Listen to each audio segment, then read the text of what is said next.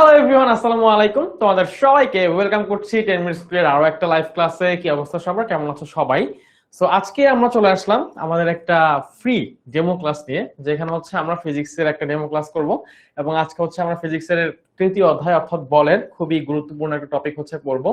So I guess তোমাদের comment করা যাচ্ছে, মানে তোমাদের কমেন্ট করার অপশনটা ঠিকঠাক আছে। সো তোমরা আমাকে একটু কমেন্টে জানাও যে আমার পেছনের যে স্ক্রিনটা আছে এটা তোমরা ঠিকঠাক ভাবে দেখতে পাচ্ছ কিনা, আমার কথা তোমরা ঠিকঠাক ভাবে শুনতে পাচ্ছ কিনা।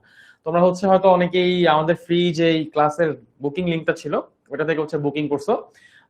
আচ্ছা, আমি দেখতে পাচ্ছি ফার্স্ট জয়েন করছে, ওয়ালাইকুম আসসালাম। ফেরদৌসি বেগম জয়েন করছে, ওয়ালাইকুম আসসালাম। সুমাইয়া, খাদিজা, শর্মি জয়েন করছে, হাই ভাইয়া, হ্যালো ভাইয়া। ঠিক আছে, সবাইকে ওয়ালাইকুম আসসালাম। যারা যারা সালাম দিচ্ছ তো সবাই একটু জয়েন করো। আই গেস আরো কিছু মানুষজন হচ্ছে আমাদের জয়েন করবে। আচ্ছা, ফেরদৌসি বেগম, তারপরে ফাজ, লাবিবা, লাইবাকে দেখতে পারতেছি। আচ্ছা ঠিক আছে, ঠিক আছে। তো সবাই জয়েন করে ফেলো সুন্দর মতো। আমরা হচ্ছে আজকে চেষ্টা করব যে আমাদের বল অধ্যায়ের, বেসিক্যালি এটা হচ্ছে একটা ফ্রি ক্লাস। সো যারা হচ্ছে আমাদের অনলাইন ব্যাচে নাই, এই ক্লাসটা মূলত তাদের জন্য, যে তোমরা যাতে হচ্ছে দেখতে পারো যে আসলে আমরা একটা চ্যাপ্টার অনলাইন ব্যাচে কিভাবে পড়াই, বা একটা টপিক আমরা হচ্ছে অনলাইন ব্যাচে কিভাবে পড়াই। একটা টপিকের একদম শুরু থেকে শেষ কিভাবে তোমাকে একদম বেসিক লেভেল থেকে শুরু করে অ্যাডভান্স লেভেল পর্যন্ত আমরা সুন্দর করে বুঝাই দিব, এটা দিই, এটা তোমরা এই ক্লাসটা করলেই হচ্ছে বুঝতে পারবা। আই গেস তোমরা সবাই নাইনের স্টুডেন্ট, যেহেতু এটা নাইনের ক্লাস, তো তোমরা সবাই হচ্ছে নাইন থেকে, যারা নাইনে উঠছো তারাই হচ্ছে ক্লাসটা করতেছো। তো ফার্স্ট বলছে স্যার এই চ্যাপ্টারের উপরে কালকে 12টা এক্সাম আছে। ঠিক আছে, আই গেস এটা যেটা আসবে পরীক্ষাতে, এই এই টপিকটা থেকে যে জিনিস পরীক্ষাতে আসবে এটা তোমরা পারবা। আমি একদম এখন যেভাবে পড়াবো যাতে এসএসসি পর্যন্ত যদি এখান থেকে যাই আসে না কেন তুমি পারবা সেটা। ঠিক আছে, আমি ওইভাবেই তোমাকে হচ্ছে টপিকটা দেখাই দিব। ঠিক আছে, সো সবাই হচ্ছে একটু জয়েন করো। আচ্ছা, আর কথা হচ্ছে যে কি বলে, আমরা এই ক্লাসগুলো কেন নিচ্ছি? এই ক্লাসগুলো নিচ্ছি যাতে হচ্ছে তোমরা জানতে পারো যে আমরা আসলে অনলাইন ব্যাচে কিভাবে পড়াই। এর জন্যই ক্লাসগুলো নেওয়া। ঠিক আছে, যে জানা, যাতে তোমরা জানতে পারো যে ক্লাসগুলো আসলে অনলাইন ব্যাচে কিভাবে হয়, কিরকম ভাবে আমরা প্রত্যেকটা জিনিস পড়াই। ঠিক আছে, আর আমাদের অনলাইন ব্যাচে আরো কিছু ফিচার আছে যেগুলো স্পেশাল ফিচার, যেমন হচ্ছে আমাদের 10-10 সাপোর্ট আছে, একটা 10-10 একটা স্টাডি অ্যাপ আছে, যেটা হচ্ছে আমাদের জন্য কি করে আমাদের। আচ্ছা, ফাতেমা আফরিন মিমকে দেখতে পারতেছি। ফাতেমা আফরিন মিম হচ্ছে আমাদের এসএমপি স্টুডেন্ট। তো সে হচ্ছে ক্লাসটাতে চলে আসছে ক্লাসটা করার জন্য। আচ্ছা ঠিক আছে, তো ব্যাপার যেটা হয়েছে যে আমার অনলাইন ব্যাচে আমাদের যে স্পেশাল একটা ফিচার আছে সেটা হচ্ছে 10-10। 10-10 হচ্ছে একটা স্টাডি অ্যাপ। তোমরা যদি আমাদের 10 মিনিট স্কুলের যে ওয়েবসাইট আছে ওই ওয়েবসাইট থেকে যদি লগ ইন করো তাহলে দেখবা তোমাদের সামনে এরকম একটা ইন্টারফেস চলে আসবে, যেখানে হচ্ছে এই যে এইচএসসি 26, এইচএসসি 27, এসএসসি 26, দশম শ্রেণী, নবম শ্রেণী, 6, 7, 8 এতগুলা কোর্স হচ্ছে আমাদের এখন চলতেছে। তো ধরো তোমরা তো ক্লাস 9 এর, আমি যদি নবম শ্রেণীর এই যে এটাতে যাই তাহলে হচ্ছে তোমরা দেখবা যে তোমাদের কি কি পড়ানো হচ্ছে বা কিভাবে পড়ানো হচ্ছে। তা তোমরা হচ্ছে এখান থেকে যে আরো বিস্তারিত জানুন এই অপশনটাতে গেলে হচ্ছে তোমরা ভর্তি হয়ে যাইতে পারবো। আমি একটু দেখাবো তোমাদেরকে যে আমরা অনলাইন ব্যাচে 10-10 এই জিনিসটা আসলে কিভাবে পড়ি। ঠিক আছে, তো আমার কোর্স সমূহ, মানে আমি কি কি কোর্স, আচ্ছা আমার আমার কোর্স এগুলা, আমার ড্যাশবোর্ড কোনটা, এটা হচ্ছে আমার ড্যাশবোর্ড। আমার ড্যাশবোর্ডে দেখো এখানে আমাদের একটা স্পেশাল ফিচার আছে হচ্ছে সুপার প্রেপ, যেখানে হচ্ছে তুমি আনলিমিটেড পরীক্ষা দিতে পারো। মানে তুমি যেই টপিকটাই পড়তেছো না কেন ওই টপিকের উপরে আনলিমিটেড পরীক্ষা দিতে পারবা। এরপরে হচ্ছে আমাদের আরেকটা যে স্পেশাল ফিচার সেটা হচ্ছে 10-10। হ্যাঁ, তো 10-10টা আমরা কিভাবে ইউজ করব, এই যে 10-10। তো 10-10 হচ্ছে, তোমরা সবাই চ্যাট জিপিটি ইউজ করছো না? চ্যাট জিপিটিতে প্রশ্ন করলে সুন্দর মতো উত্তর দিয়ে দেয়। তো তোমাদের পড়াশোনার জন্য এমন এমন অনেক টপিক থাকে, পড়াশোনার জন্য এমন এমন অনেক টপিক থাকে যেই টপিকগুলো হচ্ছে তোমাদের একটু কঠিন লাগে। তো সবসময় তো আসলে টিচাররা থাকে না, সবসময় টিচাররা তোমাকে হেল্প করতে পারবে না। আচ্ছা, আমি হচ্ছে জুনিয়র ক্লাসেরটায় ঢুকছি, আমি একটু তোমাদের ক্লাসটায় ঢুকি, মানে ক্লাস 9-এ ঢুকি, ক্লাস 9 নবম শ্রেণী বিজ্ঞান বিভাগ। এইটা হচ্ছে আমরা একটু দেখবো। সো দেখবা কি তোমার যখন একটা টপিক বুঝতে সমস্যা হচ্ছে, ওই টপিকটা হচ্ছে, আচ্ছা অনেকেই পেইড ব্যাচের স্টুডেন্টরা চলে আসছে। একজন বলছে ভাই আপনার ক্লাস করার জন্য পেইড ব্যাচের ক্লাস থেকে চলে আসছি। আচ্ছা ঠিক আছে, করো, সমস্যা নাই, নতুন কিছু শিখবা। আই গেস ক্লাস করাটা কখনোই হচ্ছে খারাপ কিছু না, এটা ভালো। তো ধরো এইখানে তুমি একটা প্রশ্ন করতেছো, আজকে যেহেতু আমরা ভরবেগ পড়বো, আমি যদি জিজ্ঞেস করি ওকে ভরবেগ নিয়ে কিছু, ধরো ফিজিক্স দিয়ে গেলাম, আমি ওকে জিজ্ঞেস করবো যে ভরবেগ কি। ঠিক আছে, আমি ওকে জিজ্ঞেস করবো যে ভরবেগ হচ্ছে কি। সো ধরো আমি হচ্ছে ওকে এটা জিজ্ঞেস করতে চাই যে ভাইয়া ভরবেগ কি। আমি একটু আমার কিবোর্ডটা বাংলাতে চেঞ্জ করে নেই, না হলে হচ্ছে একটু অসুবিধা হয়ে যাবে আমাদের জন্য।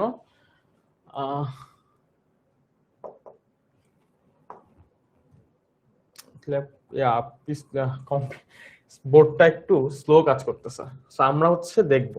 আচ্ছা আমি ইংরেজিতে লিখি, ধরো যে হোয়াট ইজ মোমেন্টাম, ঠিক আছে, হোয়াট ইজ মোমেন্টাম।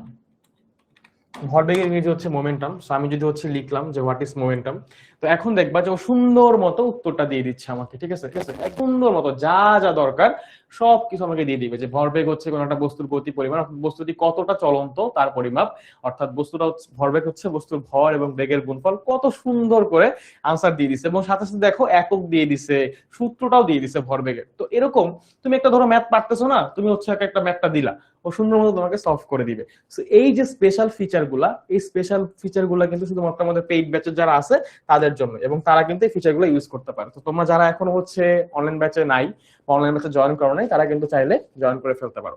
জয়েন করলে তোমরা হচ্ছে এরকম সুন্দর মজার মজার ফিচারের সাহায্যে শিখতে পারবা, ঠিক আছে। ওকে, সো আজকের ক্লাসটা নিব হচ্ছে আমি, আমাকে অনেকেই চিনো, অনেকেই চিনো না, সো তোমাদের সবার জন্য আমি একটু আমার নামটা দেই। আমার আচ্ছা হ্যাঁ, বাংলা লিখলে দেয়, ইংরেজি লিখলেও দেয়, সমস্যা নেই, বাংলিশ ইংলিশ যাই লিখি না কেন আমরা ওটাতে হচ্ছে আনসার দিবে, ঠিক আছে। ভাই আপনার ক্লাস করার জন্য বেসম্ভব ভাবে দৌড়ে চলে আসছি, আচ্ছা ঠিক আছে। সো আমি হচ্ছে অঙ্কন, আমি 10 মিনিট স্কুলে ফিজিক্স ইনস্ট্রাক্টর হিসেবে আছি, তোমাদেরকে একটু ফিজিক্স পড়ানোর চেষ্টা করি। সো আই গেস অনেকে আমার ক্লাস আগে করছো, বা যারা প্রথমবার করতেছো তারা একটু মনোযোগ দিয়ে ক্লাসটা করবো। আমি চেষ্টা করবো আজকে যে টপিকটা আমাদের আছে, অর্থাৎ ভরবেগের সংরক্ষণশীলতা এবং হচ্ছে সংঘর্ষ, এই পুরো টপিকটা তোমাদেরকে একদম আত্মস্থ করায় দিতে। আত্মস্থ করা বুঝো? আত্মস্থ করা মানে হচ্ছে যে তুমি একদম টপিকটা গিলে ফেলবা, মানে এখান থেকে পরীক্ষায় যাই আসবে না কেন তুমি সেটা আনসার করতে পারবা। আমি তোমাকে ওইভাবে করে হচ্ছে জিনিসটা পড়াবো। তো চলো শুরু করি। হ্যাঁ, আমরা একদম শুরুতে আগে যেহেতু আমরা ভরবেগের সংরক্ষণশীলতা এবং সংঘর্ষ দুটো জিনিস পড়বো, আগে একটু বুঝতে হবে যে ভাইয়া একটু আগে 10 কেজি প্রশ্নটা করলাম, যে ভরবেগ এই জিনিসটা আসলে কি। এই যে ভরবেগ এই জিনিসটা আসলে কি, ভরবেগকে ইংরেজিতে বলা হয় হচ্ছে মোমেন্টাম। তো এইটা আবার কি জিনিস, কোন একটা বস্তুর ভরবেগ, এইটা কি জিনিস? ভরবেগ হচ্ছে একটা বস্তু এম ভরের কোন একটা বস্তু ধরো ভি বেগে চলতেছে, তো তার গতিশীলতার পরিমাণ বা গতিশীলতার পরিমাপ, সে আসলে কি রকম স্পিডে চলতেছে, বা তার গতিশীল অবস্থায় তার মোমেন্টাম, এই জিনিসটা বুঝায় তার কতটুকু ভর তার মধ্যে আছে। ভর হচ্ছে কোন একটা বস্তুর মধ্যে মোট পদার্থের পরিমাণ, তার কতটুকু ভর আছে সে, এবং সেই ভরটার সাথে সে কত বেগে চলতেছে, এই দুটো জিনিসের গুণফল। সো ভরবেগ বা মোমেন্টাম হচ্ছে কোন একটা বস্তুর ভর এবং বেগের গুণফল, ঠিক আছে। ভরবেগ হচ্ছে কোন বস্তুর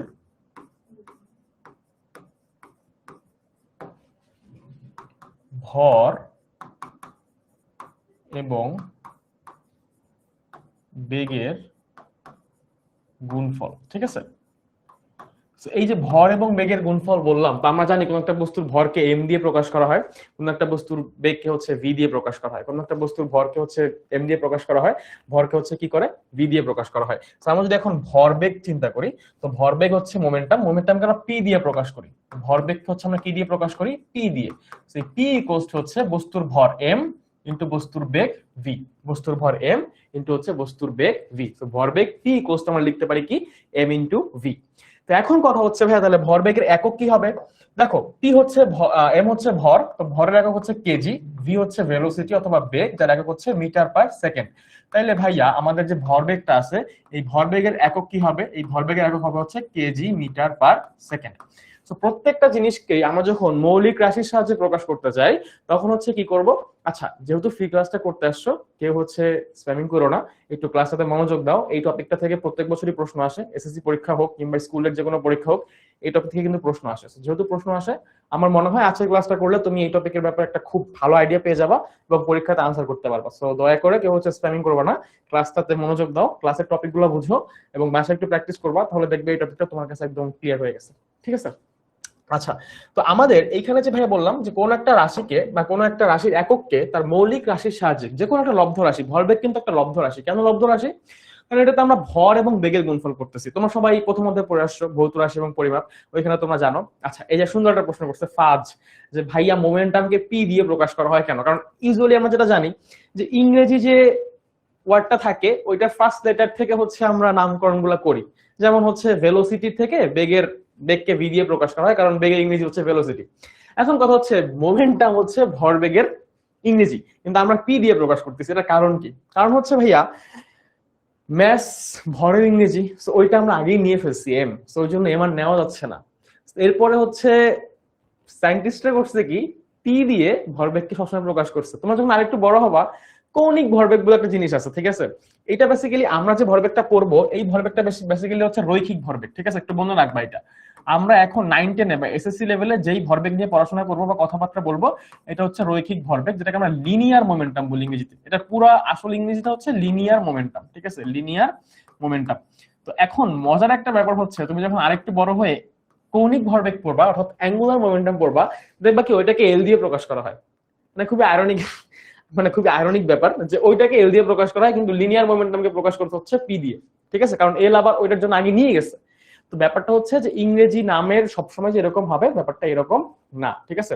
আচ্ছা, একজন বলছে ভাইয়া এগেইন রিপিট, রিপিট আর ই পি ই এ টি, রিপিট মানে পুনরাবৃত্তি, এটা বানানটা ঠিক করতে হবে, ইংরেজিতে ভালো করে পড়তে হবে, ঠিক আছে? রিপিট করবো বলতে আমি বলছি যে কোন বস্তুর ভরবেগ হচ্ছে তার ভর এবং বেগের গুণফল। মানে ধরো একটা বস্তু এখানে ছিল, একটা গাড়ি, হ্যাঁ, এই হচ্ছে একটা গাড়ি। এই গাড়িটা একদম শুরুতে, এই গাড়িটা হচ্ছে এম ভরের একটা গাড়ি, এটা চলতেছে ভি বেগে। কত বেগে চলতেছে? ভি বেগে চলতেছে। তো ওই মোমেন্টে ওর ভরবেগ পি ইকুয়ালস টু হচ্ছে এম ভি। সো ভরবেগের ক্ষেত্রে আমরা দেখলাম যে ভরের এককটা হচ্ছে কেজি, বেগের এককটা হচ্ছে মিটার পার সেকেন্ড, তো ভরবেগের একক হচ্ছে কেজি মিটার পার সেকেন্ড। এখন এইখানে যে এককগুলো আসছে এরা সবাই মৌলিক একক, দেখো ভাইয়া এরা সবাই কিন্তু মৌলিক একক। কেজিও একটা মৌলিক রাশির একক, ভরের একক, সো মৌলিক একক। তারপর মিটার, এটা হচ্ছে দৈর্ঘ্যের একক, এটাও মৌলিক একক। সেকেন্ড সময়ের একক, এটাও মৌলিক একক। সো যেহেতু সবগুলো মৌলিক একক পেয়ে গেছি, তাহলে হচ্ছে হ্যাঁ পি দিয়ে প্রেসার বুঝায়, বাট ওটা বড় হাতের পি, আর মোমেন্টাম হচ্ছে ছোট হাতের পি, এটা কিন্তু স্মল পি। আর বড় হাতের পি দিয়ে হচ্ছে প্রেসারকে বোঝায়, এটা হচ্ছে ক্যাপিটাল পি, বুঝছো?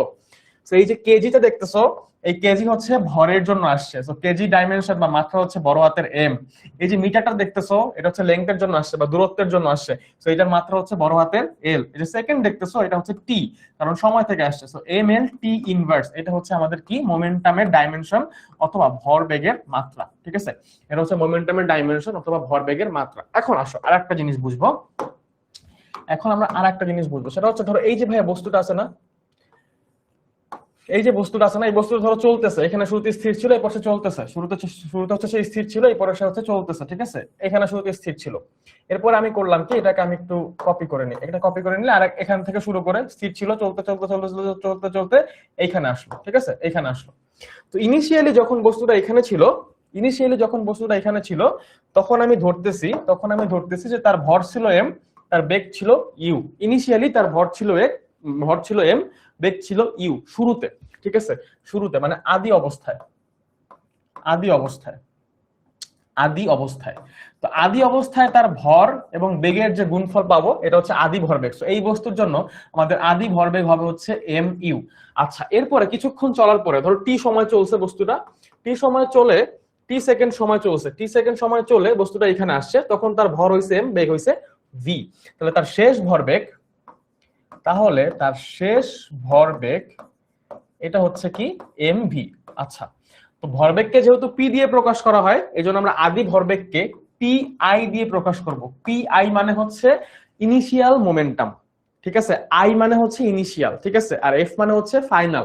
তো এটাকে পি আই দিয়ে প্রকাশ করতেছি, আর শেষ ভরবেগকে আমরা হচ্ছে পি এফ দিয়ে প্রকাশ করতেছি। একটাকে পি আই দিয়ে প্রকাশ করতেছি, একটাকে হচ্ছে কি এফ দিয়ে প্রকাশ করতেছি। আদি ভরবেগ হচ্ছে এম ইউ, শেষ ভরবেগ হচ্ছে এম ভি। এদের মধ্যে একটা পরিবর্তন থাকবে না, যেহেতু একটা জিনিস শুরুতে ইউ বেগে চলতেছিল, টি সেকেন্ড চলছে, চলার পরে তার বেগ ভি হয়ে গেছে, ভরের কিন্তু পরিবর্তন হয় না। কিন্তু এইখানে টোটাল ভরবেগটার একটা পরিবর্তন হবে। এখানে কি হবে, টোটাল ভরবেগের কিন্তু একটা পরিবর্তন হবে। এখানে কিন্তু টোটাল ভরবেগের একটা পরিবর্তন আমরা দেখব, ঠিক আছে? এখানে কিন্তু টোটাল ভরবেগের একটা পরিবর্তন হচ্ছে আমরা দেখব, আমরা হচ্ছে এখানে দেখব।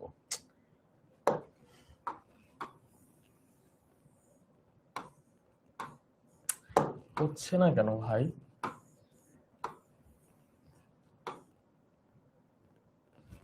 ঠিক আছে, এখন একটু বুঝো জিনিসটা, যে আমরা যদি এই যে আদি ভরবেগ এবং শেষ ভরবেগ এর মধ্যে এর থেকে হচ্ছে যদি ভরবেগের পরিবর্তনটা বের করতে চাই, কি বের করতে চাই, ভরবেগের পরিবর্তনটা বের করতে চাই, তাহলে ভরবেগের পরিবর্তন কি হবে? এখান থেকে যদি আমরা ভরবেগের পরিবর্তন, সবাই বলো তো, একটু চিন্তা করে বলো তো, যে কোনো কিছুর পরিবর্তন যদি হচ্ছে আমরা বের করতে চাই ভাইয়া, যে কোনো কিছুর পরিবর্তন যদি হচ্ছে আমরা বের করতে চাই, ওটাকে আমরা এইভাবে লিখি, ডেল যেটার পরিবর্তন বের করবো সেটা, যেহেতু ভরবেগের পরিবর্তন বের করতেছি, সো ডেল পি।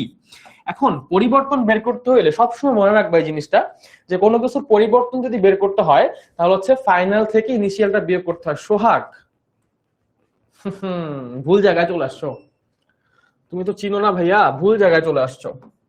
তো শেষটা থেকে শুরুটা বিয়োগ করতে হয়। তো শেষ যে ভরবেগটা বা ফাইনাল যে মোমেন্টামটা সেটা হচ্ছে কি পিএফ, আর ইনিশিয়াল যে মোমেন্টামটা সেটা হচ্ছে কি পিআই। নাদিরা আমি করব একটু এটা পড়ো, মানে এই জিনিসটা বুঝো, তারপর আমি পুরো জিনিসটা আরেকবার রিক্যাপ করে দিব ভাইয়া। তো এখানে হচ্ছে পিএফ মাইনাস হচ্ছে পি আই, বুঝছো?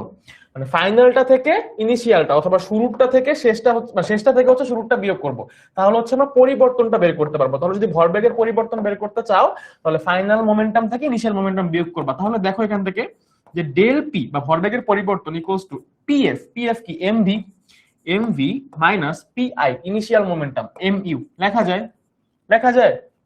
এখন দেখো খেয়াল করো, তুমি দেখবা যে এই বস্তুটা যেহেতু সেম বস্তু ছিল, মানে একই বস্তু, জাস্ট কি হয়েছে তার বেগ চেঞ্জ হয়েছে এবং তার বেগের মানে ভর চেঞ্জ, ভরের কিন্তু কোনো পরিবর্তন হয় নাই। ভরের কি কোনো পরিবর্তন হয়েছে?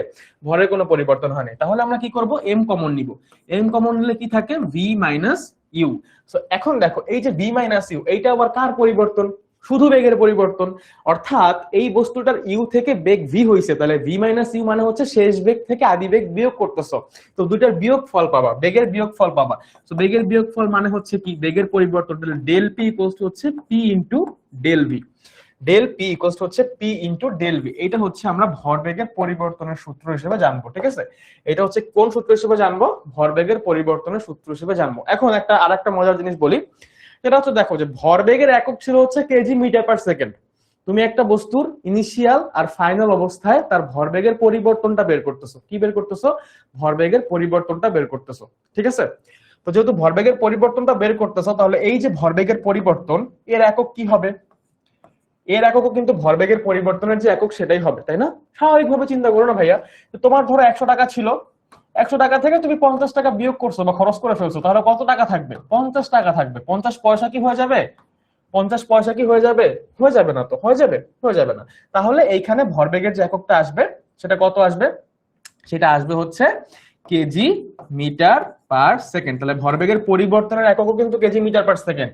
আবার ডেল পি, এটার মাত্রাও যদি তোমাকে বের করতে বলে, সেটাও কিন্তু ভরবেগের মাত্রা আর ভরবেগের পরিবর্তনের মাত্রা সেমই থাকবে, মানে M L T inverse one, এটা থাকবে। এগুলো এমসিকিউ তে আসে। এগুলো কোথায় আসে? এগুলো হচ্ছে এমসিকিউ তে আসে। এগুলো এমসিকিউ তে আসে এবং এই জিনিসগুলো থেকে প্রশ্ন এমসিকিউ তে আসবে। ভরবেগ কি এটা ক নম্বরে আসতে পারে, আর এই বাকি প্রশ্নগুলো হচ্ছে এমসিকিউর জন্য ইম্পর্টেন্ট, ঠিক আছে? এমসিকিউর জন্য ইম্পর্টেন্ট। তো আমরা ভরবেগের পরিবর্তনটা সবাই বুঝছি, ভরবেগের পরিবর্তনটা সবাই বুঝছি। সূত্র কোথা থেকে আসলো এটা কি খুবই জরুরি জানার জন্য কিনা, মানে পরীক্ষার জন্য কিনা? দেখো ভাইয়া এই লটা দিয়ে কি ভরবেগের পরিবর্তন বের হবে? অবশ্যই হিমাদ্রি, এই প্রশ্ন, এই লটা দিয়ে তুমি ভরবেগের পরিবর্তন বের করবা, ঠিক আছে? যখন তোমার কাছে বস্তুর মানে ভর তো সেমই থাকবে, আদি বেগ এবং শেষ বেগ দেওয়া থাকবে, তখন তুমি এই লটা দিয়েই হচ্ছে ভরবেগের পরিবর্তন বের করে ফেলতে পারবা, বুঝছো? আচ্ছা, একজন খুব সুন্দর একটা প্রশ্ন করছো যে ভাইয়া এই মানে সূত্রের প্রমাণগুলো থেকে কি পরীক্ষায় আসবে বা পরীক্ষার জন্য ইম্পর্টেন্ট কিনা? দেখো ভাইয়া, তুমি যখন রান্না করতে যাবা, ঠিক আছে, ধরো তুমি রান্না করবা হচ্ছে মুরগির মাংস। এখন মুরগির মাংস রান্না করতে গেলে তোমার অনেক ইনগ্রেডিয়েন্টস লাগে না? মানে মুরগির মাংসটা কিনে আনতে হবে বাজার থেকে, তারপর তেল কিনতে হবে, পেঁয়াজ, তারপর মরিচ, আরো মশলা, অনেক কিছু। এখন কথা হচ্ছে যদি এই জিনিসগুলো না থাকে তাহলে তুমি রান্নাটা করতে পারবা? মানে কাঁচা কাঁচা খাওয়া লাগবে, তাই না? তো ব্যাপারটা আসলে অনেকটা এইরকম, মানে একটা টপিকের কনসেপ্ট যদি ক্লিয়ার না থাকে, সূত্রটা পরীক্ষায় আসবে না, হয়তো যে কিভাবে আসতে দেখাও এটা আসবে না, বাট তুমি যদি ইনগ্রেডিয়েন্টসটা না জানো তাহলে রান্নাটা ভালো হবে না এবং খাইতে মজা লাগবে না আসলে। তো পরীক্ষাতে যদি ওই সিকিউ সলভ করে আলটিমেটলি ভালো মার্কসও পেয়ে যাও, এটা জানা জরুরি যে কিভাবে কোন সূত্রটা কেমনে আসছে, ঠিক আছে? সো আরেকবার একটু বলে দেই, আমাকে আরেকজন বলছে যে ট্রায়াঙ্গেলটা কি? ট্রায়াঙ্গেল কই পেলে বাবা? আচ্ছা, ট্রায়াঙ্গেল, ট্রায়াঙ্গেল মানে হচ্ছে ডেল। এই চিহ্নটার নাম হচ্ছে ডেল, এটাকে আমরা পরিবর্তন বুঝাইতে ব্যবহার করি। এটা চিহ্নটার নাম হচ্ছে ডেল। ডেল এটাকে আমরা পরিবর্তন, কোনো কিছুর পরিবর্তন বুঝাইতে এই চিহ্নটা ব্যবহার করি। আচ্ছা, নাদিরা বারবার বলতেছে, আর একবার একটু বলেন। সো ভর বেগ হচ্ছে যে কোনো একটা বস্তুর ভর এবং বেগের গুণফল।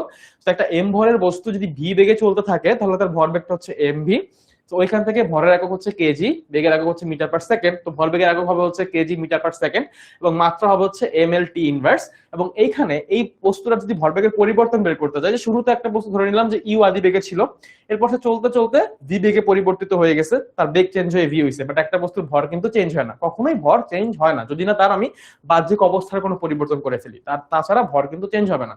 তো এই ক্ষেত্রে যদি ভরবেগের পরিবর্তন বের করতে চাই, সেক্ষেত্রে হচ্ছে আমার ফাইনাল যে মোমেন্টাম এমভি, এটা থেকে আমার ইনিশিয়াল যে মোমেন্টাম এম ইউ, এটাকে বিয়োগ করতেছি। তো এই বিয়োগ ফলটা হচ্ছে পরিবর্তন। তো পরিবর্তনকে ডেল চিহ্ন দিয়ে বোঝানো হয়। যেহেতু ভরবেগের পরিবর্তন বের করতেছি, মানে পি এর পরিবর্তন বের করতেছি, এই জন্য আমরা ডেল পি লিখছি।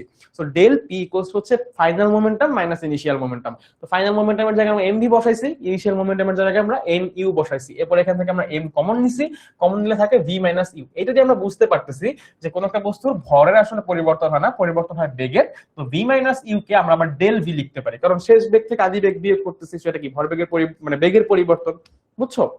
এই জিনিসটা হচ্ছে এটা, ডেল্টা মানে হচ্ছে পরিবর্তন, ডেল মানে হচ্ছে পরিবর্তন বোঝায়। ঠিক আছে ভাইয়া, কতটুকু চেঞ্জ হয়েছে মানে চেঞ্জটা বোঝায়। চেঞ্জটা বোঝানোর জন্য এই চিহ্নটা ইউজ করা হয়, এটা জাস্ট একটা চিহ্ন অথবা সাইন, আর কিছু না। ঠিক আছে, হ্যাঁ এটাই প্রথম ক্লাস ভাই নাবিহা। এটা হচ্ছে প্রথম কি বলে প্রথম টপিক, এটা হচ্ছে প্রথম টপিক। ঠিক আছে, এইটাই প্রথম টপিক শোভা, এইটা প্রথম টপিক। ভরবেগের পরিবর্তনটা জাস্ট আমরা বললাম যে ভরবেগ কি জিনিস, এবং ভরবেগের রৈখিক ভরবেগ নিয়ে আমরা পড়াশোনা করতেছি, এবং ভরবেগের পরিবর্তনটা আসলে কিভাবে বের করা সম্ভব এতটুকু হচ্ছে আমরা দেখছি। ঠিক আছে, ভরবেগের পরিবর্তনটা আমরা দেখছি। আচ্ছা, এখন আমরা একটা জিনিস পড়বো, সেটা হচ্ছে যে এই ভরবেগটা আর একটা জিনিসের সাথে সম্পর্কিত। ঠিক আছে,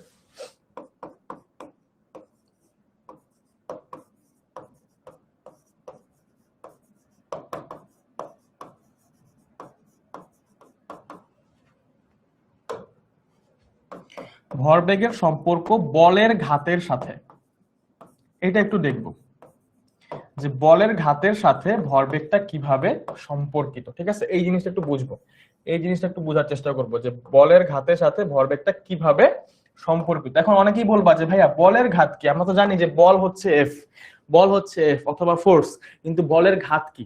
ঠিক আছে, কৌণিক ভরবেগ হচ্ছে যখন একটা বস্তু বৃত্তাকার পথে ঘুরতে থাকে তখন তার যে ভরবেগ আমরা চিন্তা করবো, ওইটা হচ্ছে কৌণিক ভরবেগ। তোমাদের কনসেপ্টে বা তোমাদের লেভেলে কনটেক্সট হচ্ছে, দেখবা একটা গাড়ি রাস্তা দিয়ে চলতেছে অথবা সাইকেল চালায় রাস্তা দিয়ে চলতেছে, কখনো এরকম বলবে না যে বৃত্তাকার পথে হচ্ছে একটা গাড়ি, মানে তুমি হাতে একটা কিছু নিয়ে বৃত্তাকার পথে ঘোরাচ্ছ বা এরকম বৃত্তাকার পথে গড়ায় গড়ায় কিছু একটা চলতেছে, এরকম কনটেক্সট তোমাকে বলবে না।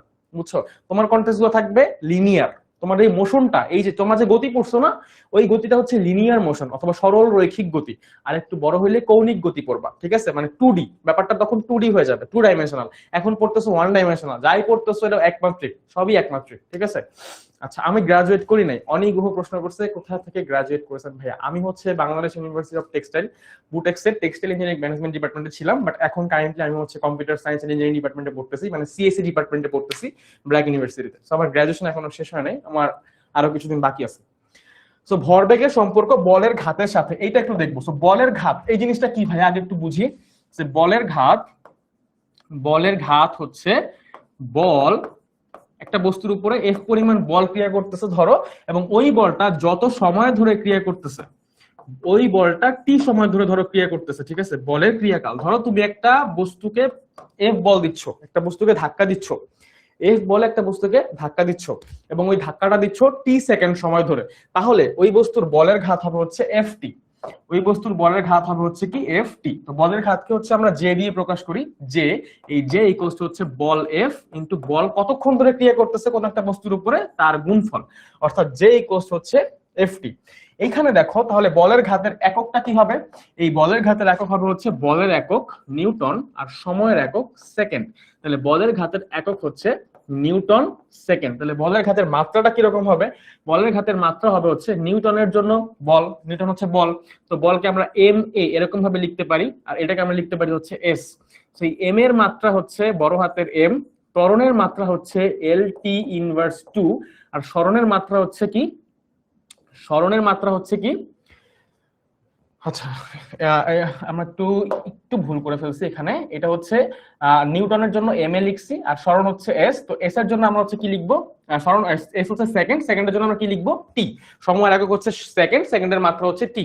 তাহলে এইখান থেকে আমরা ক্যালকুলেশন করলে এরকম আসবে ব্যাপারটা, যে M L T inverse one. এখন খেয়াল করো, এই যে M L T inverse one যে মাত্রাটা আসলো, আবার এই যে আগে একটু দেখো যে এককটা যে ছিল না, বলের ঘাতের যে এককটা ছিল নিউটন সেকেন্ড, এটাকে যদি তুমি একটু ছোট করো, এই নিউটনকে তুমি এইভাবে লিখতে পারো KG metre per second square.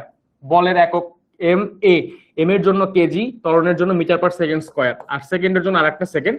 তো এখান থেকে কিন্তু এককটা চলে আসে কেজি মিটার পার সেকেন্ড। একটু খেয়াল করলে দেখবা যে এই যে কেজি মিটার পার সেকেন্ড আর এই যে কেজি মিটার পার সেকেন্ড, মানে দুইটাই কিন্তু একই একক। তার মানে আমরা বলতে পারতেছি বলের ঘাতের ইংলিশ হচ্ছে impulse of force, not impulsive force. Impulsive force আবার ডিফারেন্ট জিনিস, ওটা তো আসতেছি। বলের ঘাতের ইংরেজি হচ্ছে ইম্পালস অফ ফোর্স, ঠিক আছে? সো এইটার একক হচ্ছে কি কেজি মিটার পার সেকেন্ড, এবং এটার মাত্রা হচ্ছে M L T inverse one. তো এই মাত্রাটা কি ভরবেগের মাত্রা না? এই মাত্রাটা কি ভরবেগের মাত্রা না? এই মাত্রাটা হচ্ছে কিন্তু ভরবেগের মাত্রা, একই সাথে এটা আবার বলের ঘাতেরও মাত্রা। সো দুইটা রাশির, বুঝছো ভাইয়া, দুইটা রাশির যদি হচ্ছে মাত্রা সেম হয়ে যায়, তাহলে ওই দুইটা রাশিকে আমরা ইকুয়াল বলতে পারি, অথবা সমান বা একই রাশি বলা যাইতে পারে। ওই দুইটা রাশিকে কি একই রাশি বলা যাইতে পারে। এল কি? এল হচ্ছে দৈর্ঘ্যের মাত্রা, এই যে এম এর জন্য এল আসছে, ঠিক আছে? এগুলো প্রথম অধ্যায়ের পড়া। এখন কথা হচ্ছে যে দুইটা রাশিকে যেহেতু আমরা ইকুয়াল বলতে পারতেছি, সো এই যে বলের ঘাত, এইটার মাত্রা হচ্ছে এম এল টি ইনভার্স, আবার আমাদের ভরবেগের যে পরিবর্তন তার মাত্রা হচ্ছে এম এল টি ইনভার্স। তাহলে এই দুটো জিনিসকে আমরা সমান বলতে পারি, আমরা বলতে পারি অর্থাৎ আমরা বলতে পারি যে বলের ঘাত জে ইকুয়ালস টু ভরবেগের পরিবর্তন ডেল পি। তো বলের ঘাতকে আমরা কি দিয়ে লিখতেছিলাম? এফ ইন্টু টি দিয়ে। তো বলের ঘাতের জায়গায় আমরা লিখতে পারি এফ ইন্টু টি, আর ভরবেগের পরিবর্তনকে আমরা লিখতে পারি হচ্ছে এম ইন্টু ডেল ভি। বুঝা গেছে বিষয়টা? তাহলে এখান থেকে এইটার একটা নতুন সূত্র, যে বলের ঘাতের সাথে ভরবেগের পরিবর্তনের সম্পর্ক, যে কোনো বস্তুর উপরে প্রযুক্ত বল এবং বলের ক্রিয়াকালের গুণফল তার ভরবেগের পরিবর্তনের সমান, ঠিক আছে? আচ্ছা, এল মানে লেংথ। একজন বলছে ভাইয়া ভালো করে বুঝতেছি না। বুঝতেছো না কারণ মনোযোগ দিচ্ছ না, তাই একটু মনোযোগ দিলেই বুঝবা। পুরো জিনিসটা হচ্ছে আর একবার রিক্যাপ করি, ঠিক আছে? এই টপিকগুলো বইয়ে ছিল আগে, এখন নাই। পরীক্ষায় ঠিকই প্রশ্ন আসে, কিন্তু বইয়ে ওরকম ভাবে ডিটেইলসে নাই। সো একটু ভালো করে বুঝলেই, মানে ভালো করে বুঝার চেষ্টা করলেই বুঝতে পারবা। বলা হয়েছে যে রৈখিক ভরবেগ কি ছিল, এটা আমরা দেখছি যে কোনো একটা বস্তুর ভর এবং বেগের গুণফল হচ্ছে ভরবেগ, যেখানে ভরকে এম দিয়ে প্রকাশ করতাম, বেগকে ভি দিয়ে প্রকাশ করতাম। তাহলে P equals to M V. তো ভরবেগের একক হচ্ছে কেজি মিটার পার সেকেন্ড গেল। ভরবেগের মাত্রা হচ্ছে কেজি মিটার পার সেকেন্ডের জন্য যে মাত্রাটা আসে, কেজির জন্য বড় হাতের এম, ভরের ইংরেজি ম্যাস, তো মাত্রা হচ্ছে এম, মিটার হচ্ছে লেংথের জন্য আসছে সো এল, সেকেন্ড হচ্ছে টাইমের জন্য আসছে সো টি। তাহলে এম এল টি ইনভার্স। আচ্ছা, এরপর আমরা আবার ভরবেগের পরিবর্তনটা কিভাবে বের করে সেই জিনিসটা দেখছি। কি বলছি? যে ভরবেগের পরিবর্তনটা কিভাবে বের করে সেটা বলছি। যে ভরবেগের পরিবর্তনটা হচ্ছে যে এম ভরের একটা বস্তু ইউ বেগে চলা শুরু করলে টি সেকেন্ড পরে সেই এম ভরের বস্তুটা ভি বেগে পরিবর্তিত হয়ে গেল। তাহলে ওই বস্তুটার আদি ভরবেগ কত? শুরুতে তার ভরবেগ কত ছিল? এম ইউ, ভর এবং বেগের গুণফল এম ইউ। এরপর ফাইনাল ভরবেগটা কত? M V. তাহলে আমি যদি পরিবর্তন বের করতেছি, আমি কি করব? শেষটা থেকে শুরুটা বিয়োগ করব। তাহলে শেষটা থেকে যদি শুরুটা বিয়োগ করি, তাহলে P F minus P I, final momentum minus initial momentum. আমি এম ভি থেকে এম ইউটা বিয়োগ করলাম, তাহলে এখান থেকে আমি পাচ্ছি এম ইন্টু ডেল ভি। এই ভি মাইনাস ইউ কে আবার ডেল ভি লেখা যাচ্ছে। আচ্ছা, তো ওইটার একক তো সেমই থাকবে, কারণ ওই যে বলছিলাম যে 100 টাকা থেকে 50 টাকা বিয়োগ করবা, এককটা কিন্তু সেমই থাকবে। তো ভরবেগের একক যেটা, ভরবেগের পরিবর্তনের এককও সেম। ভরবেগের মাত্রা যেটা, ভরবেগের পরিবর্তনের মাত্রাটাও সেম, ঠিক আছে? এখন কথা হচ্ছে যে আমরা যদি ভরবেগের সম্পর্ক দেখতে চাই কারোর সাথে, সেটা হচ্ছে কার সাথে সম্পর্ক আছে ভরবেগের? বলের ঘাতের সাথে। তো বলের ঘাত জিনিসটা কি? যে কোনো একটা বস্তুর উপরে কিছু পরিমাণ বল কত সময় ধরে ক্রিয়া করতেছে সেই দুটো জিনিসের গুণফল। তাহলে একটা বস্তুর উপরে যদি এফ বল টি সময় ধরে ক্রিয়া করে, তাহলে তার বলের ঘাত হচ্ছে এফ ইন্টু টি। সো এইটার একক আমরা দেখলাম, এফ এর একক হচ্ছে নিউটন, সময়ের একক হচ্ছে সেকেন্ড, এন এস। এরপর নিউটনকে আমরা আসলে কিভাবে ভাঙতে পারি? নিউটনকে আমরা ভাঙতে পারি KG metre per second square, কারণ আমরা জানি যে নিউটন হচ্ছে কি বলের একক, তো বল হচ্ছে এম এ, ঠিক আছে? আর এই সেকেন্ডটা হচ্ছে সময়ের একক, তো সময়ের এককের জন্য সেকেন্ডটা আছে। তো এই এই এই জিনিসটা আমরা মুছে দিই, এটা আমাদের দরকার নেই আসলে। তো এখন দেখো এইখান থেকে আমরা যদি চিন্তা করি যে এনএসটাকে আমরা কিভাবে ভাঙছি, KG metre per second square into S. KG metre per second square হচ্ছে বলের মৌলিক একক, আর সেকেন্ড হচ্ছে সময়ের একক। সময় তো এমনিতেই মৌলিক রাশি। তো এই দুইটার থেকে মৌলিক একক কনভার্ট করছি কেন, মাত্রা বের করার জন্য। তো যদি কেজি মিটার পার সেকেন্ডের জায়গায় মাত্রাটা আবার বের করি, তাহলে আবার দেখতেছি যে এম এল টি ইনভার্স 1 আসতেছে। তো এইটার মাত্রা আর এই জিনিসটার মাত্রা সেম। যেহেতু দুইটা জিনিসের মাত্রা সেম, মৌলিক রাশির ক্ষেত্রে মৌলিক একক থেকে মাত্রা পাওয়া যায়। তো যে কোনো দুইটা রাশির মাত্রা যদি সেম হয়, ওই রাশি দুটাকে আমরা সমান বলতে পারি। যেহেতু ভরবেগের পরিবর্তন এবং বলের ঘাত, এই যে বলের ঘাত জে এবং ভরবেগের পরিবর্তন ডেল পি, এদের মাত্রা সেম হয়েছে, তার মানে এরা একই রাশি, মানে সমান আর কি। তাহলে J equals to del P. এখন জে ইকুয়ালস টু আমরা কি জানছিলাম, এফ টি, তাহলে এখান থেকে এফ টি লিখতে পারি। আর ভরবেগের পরিবর্তনকে আমরা কি জানছিলাম, del M into del B. তো এখান থেকে আমরা এম ইন্টু ডেল বি বলতে পারি। তো পরীক্ষায় তোমাকে যদি এরকম এখন ভরবেগের পরিবর্তন বের করতে বলে, কিন্তু দেখা যাবে যে বেগও দেওয়া নাই, ভরও দেওয়া নাই, তোমাকে বল আর সময় দিয়ে রাখছে, তখন তুমি ভরবেগের পরিবর্তন বের করতে গেল, তখন পারতা না। এখন পারবা না, এখন পারবা না। তো দেখো আমরা এরকম একটা এমসিকিউ এখন একটু সলভ করবো, ঠিক আছে? তাহলে আরো জিনিসটা ক্লিয়ার হয়ে যাবে যে এরকম মানে কি টাইপের প্রশ্ন আসলে এখান থেকে পরীক্ষা আসে। এই দেখো কি একটা প্রশ্ন আসছে যে 10 কেজি ভরের একটা স্থির বস্তুর উপরে 1500 নিউটন বল 0.15 সেকেন্ড ধরে কাজ করে, বস্তুর ভরবেগের পরিবর্তন কত? কি বের করতে বলছে তাহলে ভাইয়া? ডেল পি বের করতে বলছে, del P. Del P equals হচ্ছে এম ইন্টু ডেল ভি, এটা তুমি জানো। এখন খেয়াল করো, এখানে কিন্তু বস্তুর ভর দিয়ে দিছে 10 কেজি বলে দিছে। আবার স্থির বস্তু যেহেতু, তাহলে ওর আদিবেগ শূন্য ছিল, এত নিউটন বল এত সেকেন্ড ধরে কাজ করতেছে, এই সব ধরে ত্বরণ বের করা সম্ভব। ত্বরণ বের করে হচ্ছে আমরা শেষ বেগও বের করতে পারি, তারপর বেগের পরিবর্তন বের করতে পারি, এটাও সম্ভব। এটা করলেও আনসার আসবে। আমি দুইভাবে দেখাই, আমি তোমাকে এই এমসিকিউটা দুইভাবে সলভ করেই দেখাবো, ঠিক আছে? এখন তুমি এরপরে নিজেই বলবা যে ভাইয়া কোনটা সহজ, ঠিক আছে? তুমি নিজেই বলবা যে আমি যে কনসেপ্টটা পড়াইছি ওইটা সহজ, নাকি হচ্ছে এখানে আমরা বড় করে করলে যেভাবে করতে পারি সেইটা সহজ। কোনটা সহজ এটা তুমিই বলবা আমাকে, ঠিক আছে? তো চলো আমরা আগে দেখো, নরমালি তোমরা যেভাবে করতা, যেভাবে তোমরা চিন্তা করো, ওইটা একটু দেখি, ঠিক আছে? যদি এখানে বড় কেউ থেকে থাকো এসএসসি 26-এর বা 27-এর, তারা হচ্ছে এটা বুঝতে পারবা, কারণ এই চ্যাপ্টারটা যেহেতু সবার আছে, এটা একটা কমন চ্যাপ্টার। তো এখানে প্রশ্নটাতে বলা হয়েছে যে 10 কেজি ভর একটি স্থির বস্তু, তো এই বস্তুটার ভর দেওয়া আছে এম, কত? 10 কেজি। এই বস্তুটা স্থির ছিল, তার মানে ওর আদিবেগ ইউ হচ্ছে 0। স্থির বস্তু মানে হচ্ছে তার আদিবেগ 0 মিটার পার সেকেন্ড। এই বস্তুর উপর একটা বল ক্রিয়া করতেছে, কত নিউটন বল? 1500 নিউটন বল। তো কত নিউটন বল ক্রিয়া করতেছে এই বস্তুর উপরে? F 1500 Newton. কতক্ষণ ধরে ক্রিয়া করতেছে ভাইয়া? 1500 নিউটন বল ক্রিয়া করতেছে 0.15 সেকেন্ড ধরে। T equals to 0.15 second. তোমাকে বের করতে বলছে বস্তুর ভরবেগের পরিবর্তন কত, মানে ডেল পি কত? Del P equals to what? এখন তুমি জানো যে ডেল পি মানে হচ্ছে ভর এবং বেগের পরিবর্তন। তো ভরটা তো দেওয়াই আছে, এখন বেগের পরিবর্তনটা যদি বের করতে চাও, বেগের পরিবর্তনটা যদি বের করতে চাও কি করতে হবে? শেষ বেগ থেকে আদিবেগ বিয়োগ করতে হবে। এখন আদিবেগও তুমি জানো 0, কিন্তু শেষ বেগ কি জানো? জানো না। তো শেষ বেগ বের করা সম্ভব না? অবশ্যই সম্ভব। কিভাবে সম্ভব? এই বস্তুর উপরে 1500 নিউটন বল কাজ করতেছে, কতক্ষণ ধরে কাজ করতেছে? 0.15 সেকেন্ড ধরে। তো আমরা জানি কোন একটা বস্তুতে যখনই বল ক্রিয়াশীল থাকবে তখনই ত্বরণ থাকবে।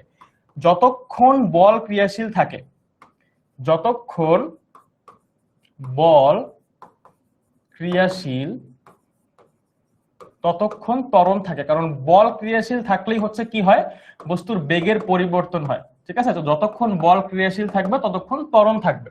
তো যেহেতু 0.15 সেকেন্ড ধরে এখানে বস্তুর উপরে বল ক্রিয়া করতেছে, তাহলে বস্তুর ত্বরণ কত? বস্তুর ভর তো তুমি জানো 10 কেজি, তাহলে এ ইকুয়ালস টু হচ্ছে এফ ডিভাইডেড বাই এম। এটা কিভাবে লিখি? এগুলো তো তোমরা আশা করি জানার কথা, যে F equals to M A, বল ইকুয়ালস টু ভর গুণ ত্বরণ, ওইখান থেকে আমরা ত্বরণটা বের করে ফেলতে পারি।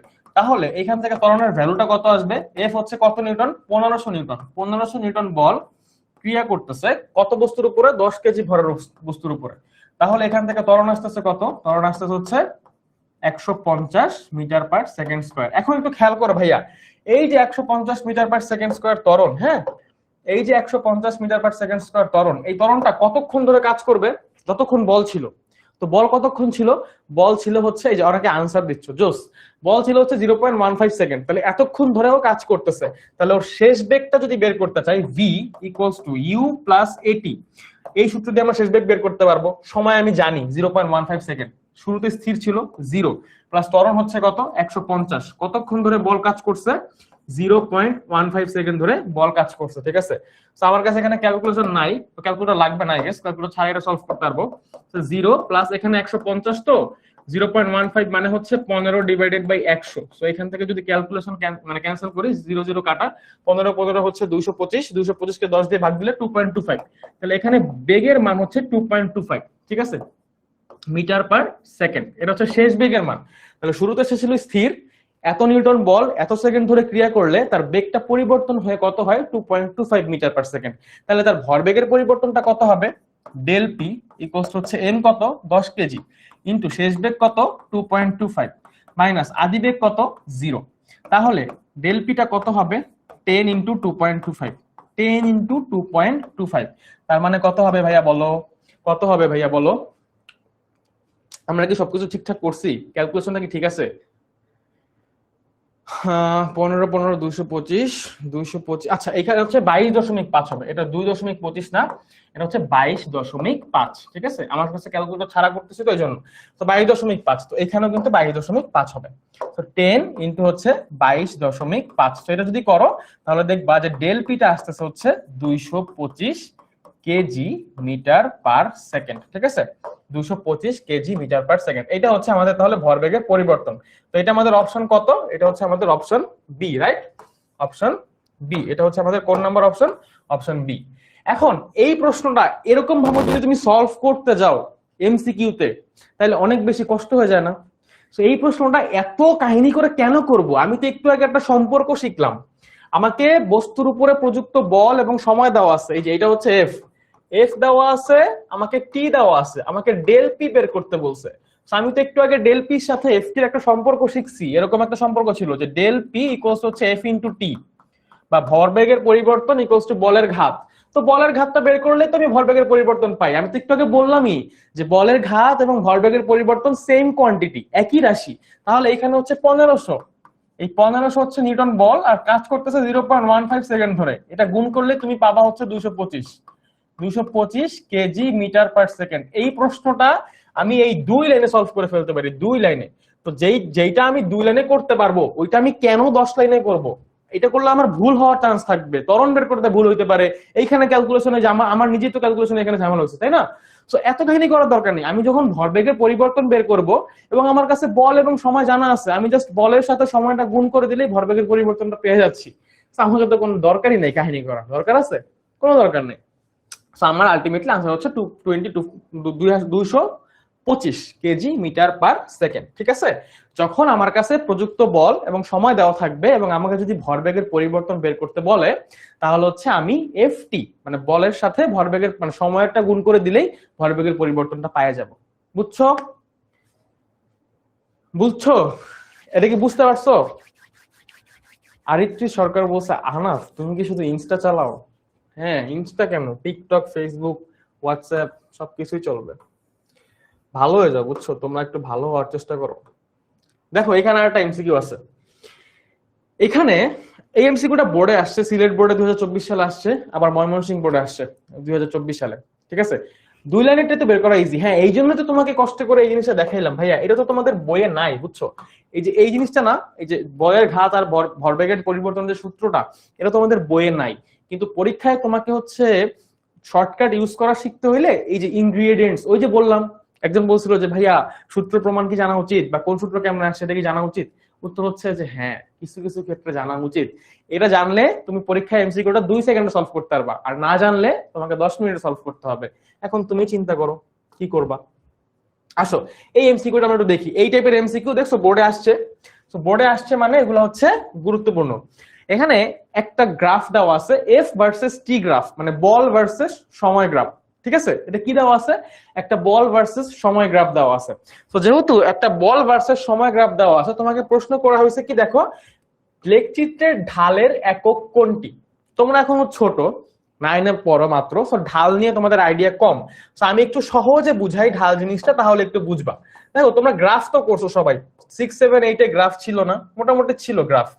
তো এখন যখন এই দিক বরাবর হচ্ছে আমার এক্স অক্ষ, সরি, এই দিক বরাবর হচ্ছে আমার এক্স অক্ষ, আর এই দিক বরাবর হচ্ছে আমার ওয়াই অক্ষ। তো এখন আমাকে বলছে এই দিক বরাবর আমি বল নিছি, কি নিছি? বল। এই দিক বরাবর আমি কি নিছি? সময় নিছি, টি। তো সবসময় মনে রাখবা ভাইয়া, এই বলের একক হচ্ছে নিউটন, সময়ের একক হচ্ছে সেকেন্ড। সবসময় মনে রাখবা যে ঢাল, এই ঢাল জিনিসটা বুঝায় যে ওয়াই অক্ষ বরাবর পরিবর্তন, এই যে ওয়াই অক্ষ, ওয়াই অক্ষ বরাবর পরিবর্তন, ওয়াই অক্ষ বরাবর পরিবর্তন ডিভাইডেড বাই এক্স অক্ষ বরাবর পরিবর্তন, ঠিক আছে? ডিভাইডেড বাই এক্স অক্ষ বরাবর পরিবর্তন। এখন তুমি একটু চিন্তা করো, বুঝছো? ঠান্ডা মাথায় একটু চিন্তা করো। তুমি যদি ওয়াই অক্ষ বরাবর পরিবর্তন বের করো, ওই যে শিখাইছিলাম না যে 100 টাকা থেকে 50 টাকা বিয়োগ করলে আলটিমেটলি কি হবে? 50 টাকাই হবে, তাই না? সো এখানে এই যে আমাদের এফটা যে বের করতেছো, এই এফটার পরিবর্তন যদি বের করো, এই বলের পরিবর্তন বের করলে কি নিউটনই তো পাবা। বলের পরিবর্তন যদি বের করো, এককটা কি থাকবে? নিউটনই থাকবে না, মানে এনই থাকবে। আর এইখানে আমাদের সময়ের একক, সময়ের পরিবর্তন যদি বের করো, একক কি? সেকেন্ডই থাকবে না। তাহলে এইটার জন্য ঢাল কি হবে? ঢাল হবে হচ্ছে বলের একক ডিভাইডেড বাই সময়ের একক, সেকেন্ড। এখন এই বলের এককটাকে আরো সহজে আমি লিখতে পারি কি? KG metre per second square. কিভাবে লিখলাম? আমরা জানি F equals to M A. So ভরের একক হচ্ছে কেজি, ত্বরণের একক হচ্ছে মিটার পার সেকেন্ড স্কয়ার। এইটাকেই তো লেখা হয় নিউটন, এটাকেই নিউটন লেখা হয়। নিউটনকে, নিউটনের জায়গায় আমরা এটা লিখতে পারবো KG metre per second square, আর নিচে থাকে একটা সেকেন্ড, থাকে কিনা? তাহলে এই সেকেন্ডটা যদি উপরে চলে যায় তাহলে কি হয়ে যাবে? কেজি মিটার সেকেন্ড ইনভার্স 3, ঠিক আছে? এই সেকেন্ডটা যদি উপরে চলে যায়, এটা নিচে ইনভার্স ছিল, এটা উপরে গেলে আরেকটা ইনভার্স বেড়ে যাবে, -2 ছিল -3 হয়ে যাবে। তাহলে আমার এখানে আনসার কোনটা আসবে? আমার আনসার আসবে হচ্ছে option D, KG metre second inverse 3। এটা হচ্ছে এই লেখচিত্রের ঢালের একক। প্রশ্ন ছিল হচ্ছে একক কোনটা? তো ঢাল হচ্ছে ওয়াই অক্ষ বরাবর পরিবর্তন, তো ওয়াই অক্ষ বরাবর ছিল বল, তাহলে বলের পরিবর্তনটা হচ্ছে নিউটন। সময়ের পরিবর্তন হচ্ছে সেকেন্ড, তো বলের পরিবর্তনের একক হচ্ছে KG metre per second square. সময়ের পরিবর্তনের একক হচ্ছে শুধু সেকেন্ড, তাহলে কেজি মিটার পার সেকেন্ড 3, বুঝছো? অথবা KG metre second inverse 3। So option হচ্ছে ডি আনসার, বুঝছো ভাইয়া? আচ্ছা, তো এই দুইটা এমসিকিউ মোটামুটি আমাদের এই প্রথম টপিক থেকে গেল, বুঝছো? এখন আসো আমরা সংঘর্ষ নিয়ে কথাবার্তা বলবো। সংঘর্ষ অথবা কলিউশন, ঠিক আছে? সংঘর্ষ অথবা কলিউশন, এই টপিকটা অনেক বেশি ইম্পর্টেন্ট, অনেক বেশি ইম্পর্টেন্ট, অনেক বেশি ইম্পর্টেন্ট। তো সংঘর্ষ জিনিসটা হচ্ছে কি? সংঘর্ষ জিনিসটা হচ্ছে ঘাত বলের কারণে যদি কোনো দুইটা বস্তুর মধ্যে আঘাত লাগে। এখন আবার প্রশ্ন করবে, ভাই ঘাত বল কি? ঘাত বল জিনিসটা কি? এই ঘাত বল হচ্ছে ইম্পালসিভ ফোর্স। ঘাত বল যেটা হচ্ছে ইম্পালসিভ ফোর্স, এই ঘাত বল আর বলের ঘাত দুটা কিন্তু সেম জিনিস না। একটু আগে যেটা পড়ছো সেটা ছিল হচ্ছে বলের ঘাত, ওটাকে ইম্পালস অফ ফোর্স বলা হয়। আর ঘাত বলটা হচ্ছে ইম্পালসিভ ফোর্স, দুটা ডিফারেন্ট জিনিস, ঠিক আছে? তো সংঘর্ষ হয় কিভাবে? ঘাত বলের কারণে। মানে ঘাত বল হচ্ছে যে খুবই কম সময়ের জন্য একটা বল ক্রিয়া করে, কিন্তু ওই বলটা হচ্ছে অনেক বেশি টাইমের, মানে অনেক বড় বল, বড় মানের বল। অর্থাৎ অনেক বড় কোনো মানের বল খুবই অল্প সময়ের জন্য যদি ক্রিয়া করে তাহলে হচ্ছে ওইটাকে আমরা কি বলবো? ঘাত বল, বুঝছো? কি বলছি? খুবই অল্প সময়ের জন্য, খেয়াল করো ব্যাপারটা, হ্যাঁ? অল্প সময়ের জন্য ক্রিয়াশীল বৃহৎ মানের বল, এইটা হচ্ছে ঘাত বল। খুবই অল্প সময়ের জন্য ক্রিয়াশীল বৃহৎ মানের বল, এইটা হচ্ছে আমাদের ঘাত বল। এটা মনে রাখবা সবাই, ঠিক আছে বাচ্চা কাচ্চারা? তো এখন সংঘর্ষ যখন হয়, অর্থাৎ দুইটা বস্তুর মধ্যে যখন ধাক্কা টাক্কা লাগে বা অ্যাক্সিডেন্ট হয়, আমি কয়েকদিন আগে একটা অ্যাক্সিডেন্ট করছি, তো অ্যাক্সিডেন্ট যখন হয়, এই অ্যাক্সিডেন্ট হলে কি হয় বলতো? আরে ভাই আজকে বোর্ডটা এত কাহিনী কেন করতেছে বুঝলাম না তো কিছু, কি সমস্যা কি? আচ্ছা থাকো, তুমি এখানেই থাকো। তো কাহিনী হচ্ছে যখন সংঘর্ষ মানে ধাক্কা লাগে, ওই ধাক্কা লাগার সময় দুইটা বস্তুর মধ্যে যখন ধাক্কাটা লাগে, ধাক্কাটা খুবই কম সময়ের জন্য লাগে কিন্তু খুব বড় মানের একটা বল ক্রিয়া করে। তো সংঘর্ষ সৃষ্টি হয় কিসের কারণে? সংঘর্ষ সৃষ্টি হয় হচ্ছে বলের ঘাত বলের কারণে। একজন প্রশ্ন করছে যে ঘাত বল এবং বলের ঘাতের পার্থক্য কি? দেখো ভাইয়া, ঘাত বল এটা হচ্ছে এক ধরনের বল, ঠিক আছে? ঘাত বল হচ্ছে এক ধরনের বল, আর বলের ঘাত কিন্তু বল না। বলের ঘাত হচ্ছে বল এবং বলের ক্রিয়াকালের গুণফল, আর ঘাত বলটা হচ্ছে এক ধরনের বল, এটার একক হচ্ছে নিউটন, এটার একক হচ্ছে নিউটন। আর বলের ঘাতের একক ছিল হচ্ছে নিউটন সেকেন্ড, তাই না? বলের ঘাতের একক ছিল কি? Newton second. আর ঘাত বল হচ্ছে এক ধরনের বল যার একক হচ্ছে নিউটন। সো ঘাত বল আর বলের ঘাত সেম না, এটা লিখে দিলাম, যাও, যে ঘাত বল নট ইকুয়ালস টু বলের ঘাত। বলের ঘাত সেম হবেই তো না, কারণ তোমরা কি বোকা? বলের ঘাত বল হচ্ছে এক ধরনের বল যেটা শুধু এফ, আর বলের ঘাত হচ্ছে বল এবং বলের ক্রিয়াকালের গুণফল, যে কতক্ষণ ধরে বলটা ক্রিয়া করতেছো, টি দিয়ে গুণ করতেছো এটা, তাই না? তো ওটা কিভাবে সেম হয়? দুটো জিনিস সেম হয় না তো, বলো সেম হয়? আমি 2 অধ্যায়ের ক্লাস করি নাই, এটা এইচএসসি 28 সুপার স্টুডেন্টস এই গ্রুপটাতে আছে ক্লাস, তোমরা এখান থেকে করে নিতে পারবা ভাইয়া। তো এই সংঘর্ষ হয় হচ্ছে ঘাত বলের কারণে, ঠিক আছে? সংঘর্ষ কিসের কারণে হয়? ঘাত বলের কারণে সংঘর্ষ হয়, যে খুবই অল্প সময়ের জন্য বল ক্রিয়া করে এবং ওই ক্রিয়াশীল বলের কারণে সংঘর্ষ হয়। এই সংঘর্ষ দুই ধরনের হয়, ঠিক আছে? এই সংঘর্ষটা বা যে ধাক্কা ধাক্কি, এটা দুই ধরনের হয়। সংঘর্ষ হয় কয় ধরনের?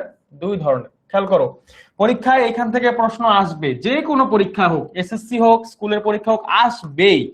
একটা সংঘর্ষ হচ্ছে স্থিতিস্থাপক, একটা সংঘর্ষ হচ্ছে স্থিতিস্থাপক সংঘর্ষ, একটা সংঘর্ষ হচ্ছে স্থিতিস্থাপক সংঘর্ষ, আর আরেকটা সংঘর্ষ হচ্ছে অস্থিতিস্থাপক সংঘর্ষ। দেখো, আজকের ক্লাস করলে তুমি কিন্তু অনেক নতুন কিছু জানতে পারবা, অনেক কিছু জানতে পারবা, ঠিক আছে? অনেক কিছু। যদি তুমি আগে এই ক্লাসগুলো না করে থাকো অথবা এই চ্যাপ্টার না পড়ে থাকো, তুমি আজকে অনেক নতুন কিছু জানতে পারবা, ঠিক আছে? অনেক কিছু জানতে পারবা ভাইয়া, স্প্যামিং করো না। এই চ্যাপ্টার থেকে যা আসবে এটা পারবা, আমি শিখাই দিব, ঠিক আছে? সো স্থিতিস্থাপক সংঘর্ষকে ইংরেজিতে বলা হয় হচ্ছে elastic, elastic collision, elastic collision. আর এটা হচ্ছে নন ইলাস্টিক অথবা ইনইলাস্টিক বলা হয়, ঠিক আছে? নন ইলাস্টিক লিখি আমি, নন ইলাস্টিক।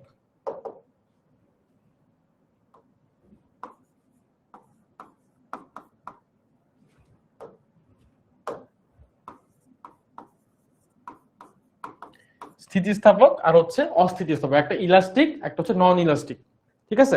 একটা স্থিতিস্থাপক সংঘর্ষে কি হয়, অস্থিতিস্থাপক সংঘর্ষে কি হয়, অথবা কিভাবে একটা সংঘর্ষকে আমরা স্থিতিস্থাপক কিংবা অস্থিতিস্থাপক বলতে পারি, এই জিনিসগুলো এখন একটু দেখবো। তো তার আগে আমি একটা জিনিস একটু দেখবো, সেটা হচ্ছে ভরবেগের সংরক্ষণশীলতা, ঠিক আছে? ভরবেগের সংরক্ষণশীলতা, এটা আবার কি জিনিস ভাই? ভরবেগের সংরক্ষণশীলতা অথবা কনজারভেশন অফ মোমেন্টাম। তুমি এখন বলবা ভাইয়া এইটা আবার কি জিনিস, এইটা আবার কি করব, খাবো নাকি মাথায় দিব, কি করবো নাকি এটা দিয়ে?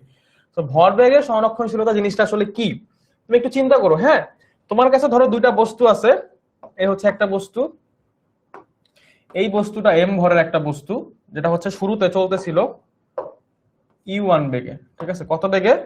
ইউ1 বেগে।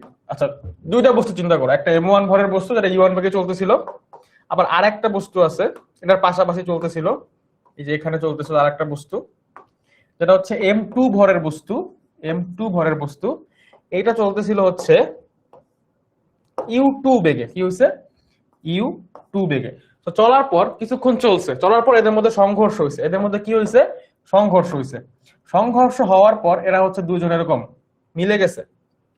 দুইটা অনেকগুলা কেস আছে, তো আপাতত ধরো, আচ্ছা মিলছে কি মিলে এটা ইম্পর্টেন্ট না, সংঘর্ষ হলো, সংঘর্ষ হওয়ার পরে ধরো এই বস্তুটা v1 বেগে চলতেছে, m1 বেগে, m1 ভরের বস্তুটা, আর আমাদের যে m2 ভরের যে বস্তুটা আছে এটা চলতেছে v2 বেগে, ঠিক আছে?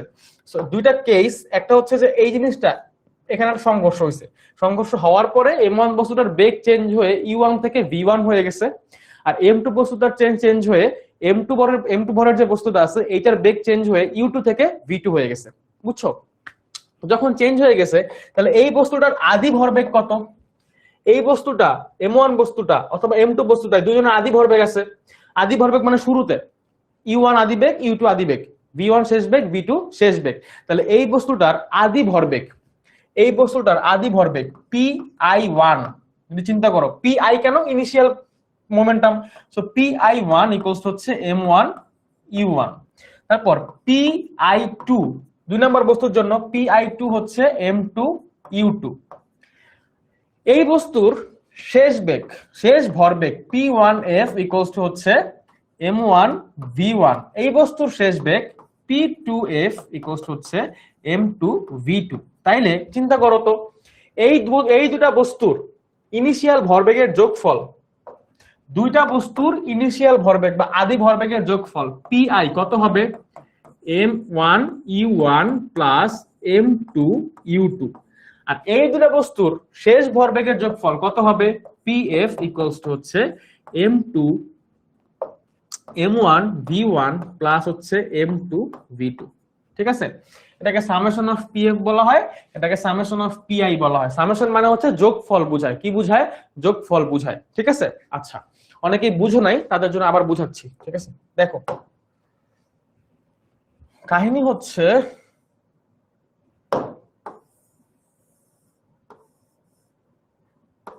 আচ্ছা আমি বুঝলাম না এই জিনিসটা এরকম ঝামেলা করতেছে কেন, এটা লড়ানো যায় না কেন, এটা নাড়ানো যায় না কেন, কি সমস্যা কি, এটা হচ্ছে এরকম থাকবে এই পুরো জিনিসটাকে। তো এখন আমি যেটা বলতেছি যে এই m1 ভরের যে বস্তুটা এটা শুরুতে e1 বেগে চলতেছিল, m2 ভরের যে বস্তুটা সেটা u2 বেগে চলতেছিল, চলতে চলতে এদের মধ্যে এখানে ধাক্কা লাগছে। এই যে m1 m2 ধরো ধাক্কা লাগছে, ধাক্কা লাগার পরে m1 আলাদা হয়ে গেছে, m2 আলাদা হয়ে গেছে, m1 v1 বেগে চলতেছে, m2 v2 বেগে চলতেছে, দুজনেই সামনের দিকে যাচ্ছে, ও যাচ্ছে v1 বেগে, ও যাচ্ছে v2 বেগে। তাহলে ওদের আদি যে ভরবেগ ছিল, আদি ভরবেগ মানে শুরুতে যে ভরবেগটা ছিল, আদি যে ভরবেগ ছিল, এই বস্তুটার আদি ভরবেগ হচ্ছে ওর আদি ভর m1 এবং আদি বেগ u1, এই দুটার গুণফল। তাহলে m1 u1 হচ্ছে ওর আদি ভরবেগ। ঠিক আছে, ওর আদি ভরবেগ তাহলে কত m2 u2। তাহলে সংঘর্ষের আগে ওর মোট ভরবেগ এই যে pi, এটা হচ্ছে সংঘর্ষের আগে মোট ভরবেগ pi, এটা হচ্ছে সংঘর্ষের আগে দুইটা বস্তু বা তিনটা বস্তু থাকতে পারে, যতগুলো বস্তু থাকুক না কেন, সংঘর্ষের আগে তাদের ভরবেগের যোগফল অথবা সংঘর্ষের আগে মোট ভরবেগ কত m1 u1 plus m2 u2। আর এই pf এটা হচ্ছে সংঘর্ষের পরে মোট ভরবেগ, এটা হচ্ছে সংঘর্ষের পরে দুটা বস্তুর মধ্যে সংঘর্ষ হয়েছে, হওয়ার পরে তাদের বেগ চেঞ্জ হয়ে গেছে, তখন তাদের যে ভরবেগ হয়েছে ওই ভরবেগ দুটার যোগফল হচ্ছে pf বা সামেশন অফ pf, মোট ভরবেগ। ঠিক আছে, তো তখন হচ্ছে p1 v1 plus m2 v2, তখন কি হয়েছে p1 m1 v1 প্লাস হচ্ছে m2 v2। আর শুরুতে বা আদি অবস্থায় ছিল হচ্ছে m1 e1 plus m2 u2। তো এই ভরবেগের সংরক্ষণশীলতা নীতি অনুযায়ী জিনিসটা এরকম যে আদি ভরবেগের যোগফল এবং শেষ ভরবেগের যোগফল হচ্ছে সমান, মানে summation of pi equals to summation of pf।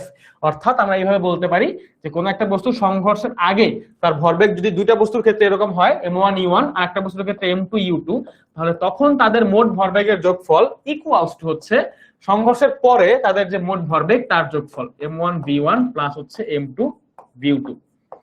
তো এখন একটা জিনিস খেয়াল করো ভাইয়া, এই জিনিসটা এই যে m1 e1 plus m2 u2 equals to m1 v1 plus m2 v2, এই সূত্রটা হচ্ছে আমরা কি বলতেছি, সূত্রটাকে ভরবেগের সংরক্ষণশীলতার সূত্র। কিসের সূত্র বলতেছি, ভরবেগের সংরক্ষণশীলতার সূত্র। এখন এই জিনিসটা সংঘর্ষটা কখন হবে, যদি এই বস্তুটা তো e1 বেগে চলতেছিল, এই বস্তুটা u2 বেগে চলতেছিল, তাদের বেগ যদি সমান হয় কখনো কি সংঘর্ষ হবে, একজন একজনকে ধাক্কা দিবে? আমরা কিন্তু এখানে সামনে পিছে আঁকছি, মানে এই নিচে আঁকছি কেন, কারণ এখানে আঁকা যাচ্ছে না। আচ্ছা আমি দেখি নিচে এই পাশে সরানো যায় কিনা, এবার বোর্ডটাতে হচ্ছে আবার সরানো যাচ্ছে না, একটু ঝামেলা করতেছে, এই যে সরানো যাচ্ছে না, এটা উল্টা হয়ে উল্টা পাল্টা জিনিস সরে যায়। আমি সরাইতে চাই পুরো জিনিসটাকে, ঠিক আছে, এই পুরো জিনিসটাকে সরাইতে চাই, সরে না। আর একটা লাস্ট ট্রাই।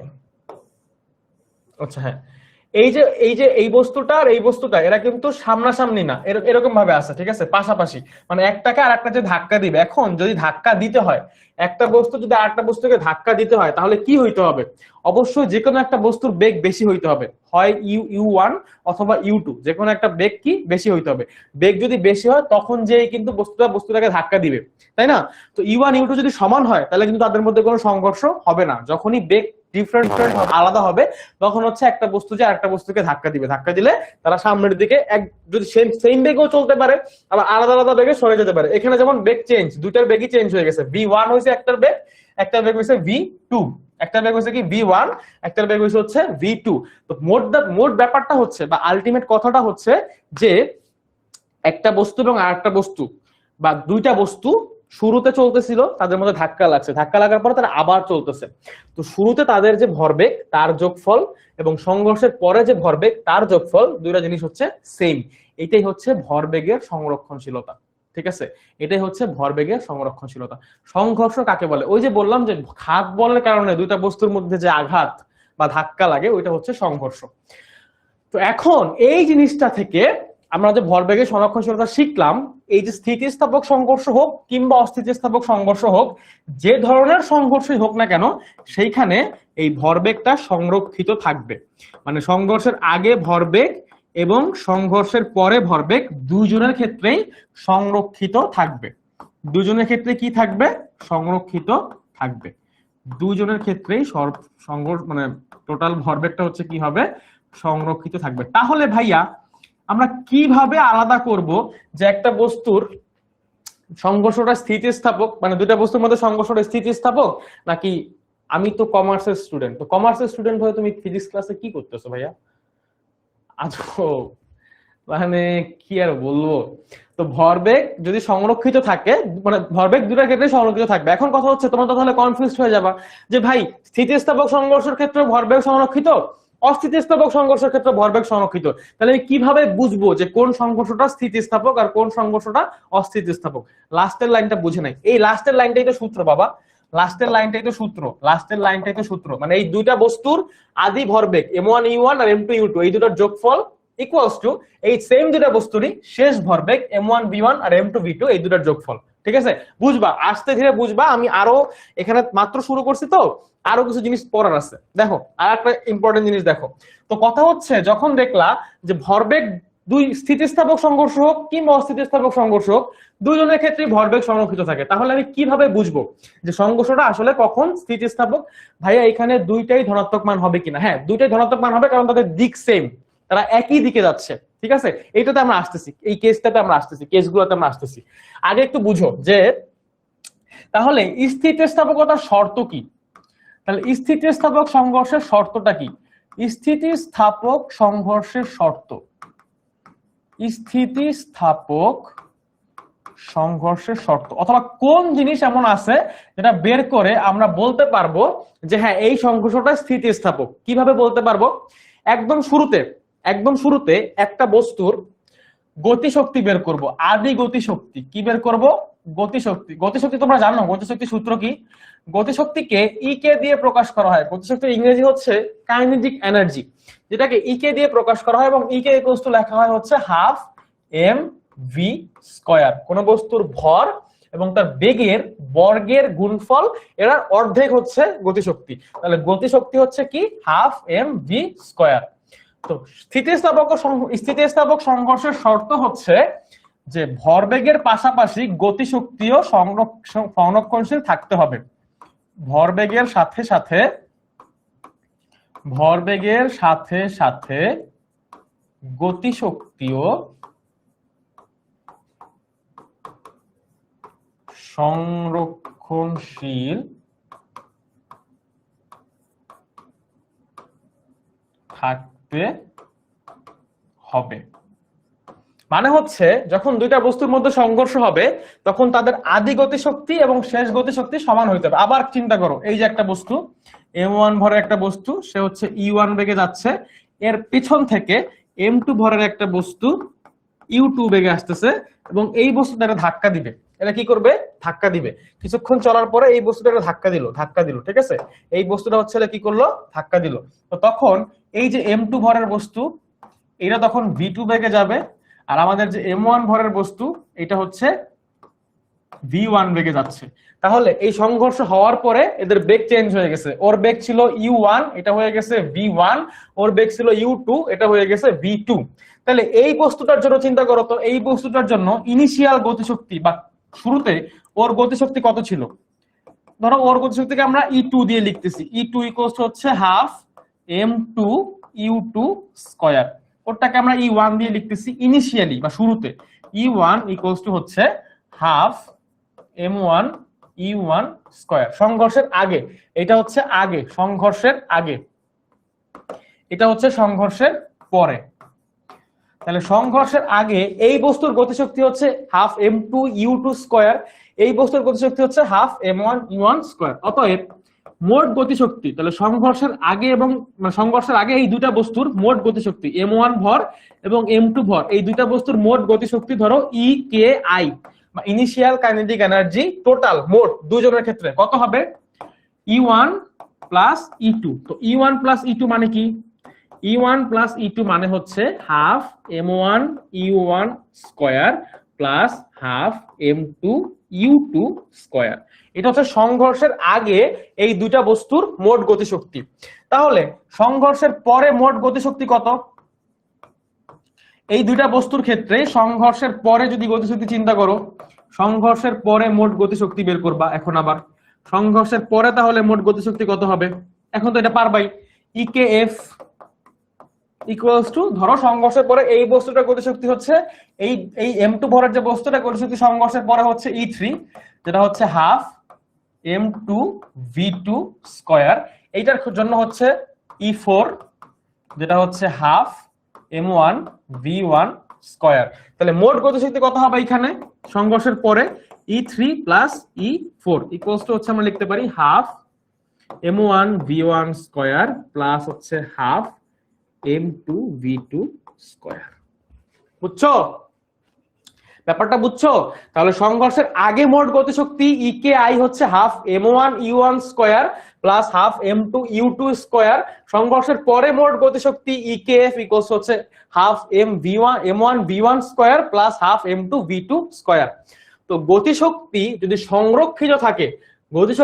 সংরক্ষিত থাকে মানে হচ্ছে সংঘর্ষের আগে এবং সংঘর্ষের পরে গতিশক্তি সমান থাকবে।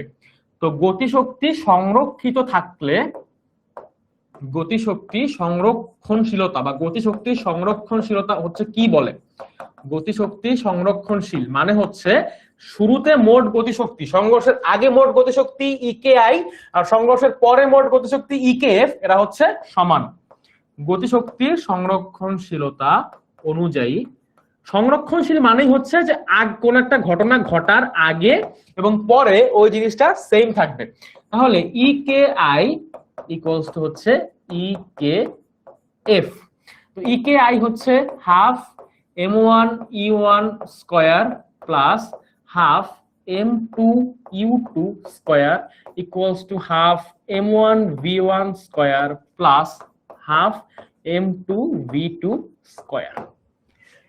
এই সূত্রটা হচ্ছে গতিশক্তির সংরক্ষণশীলতার জন্য আমরা ব্যবহার করি, এবং এই গতিশক্তির সংরক্ষণশীলতার সূত্র যদি কোনো সংঘর্ষে মেনে চলা হয়, অর্থাৎ কোনো সংঘর্ষে যদি আমরা দেখি যে সংঘর্ষ হওয়ার আগে বস্তু দুইটার গতিশক্তির যোগফল এবং সংঘর্ষের পরে EKF মানে হচ্ছে ফাইনাল কাইনেটিক এনার্জি, EKF মানে হচ্ছে ফাইনাল কাইনেটিক এনার্জি, ঠিক আছে?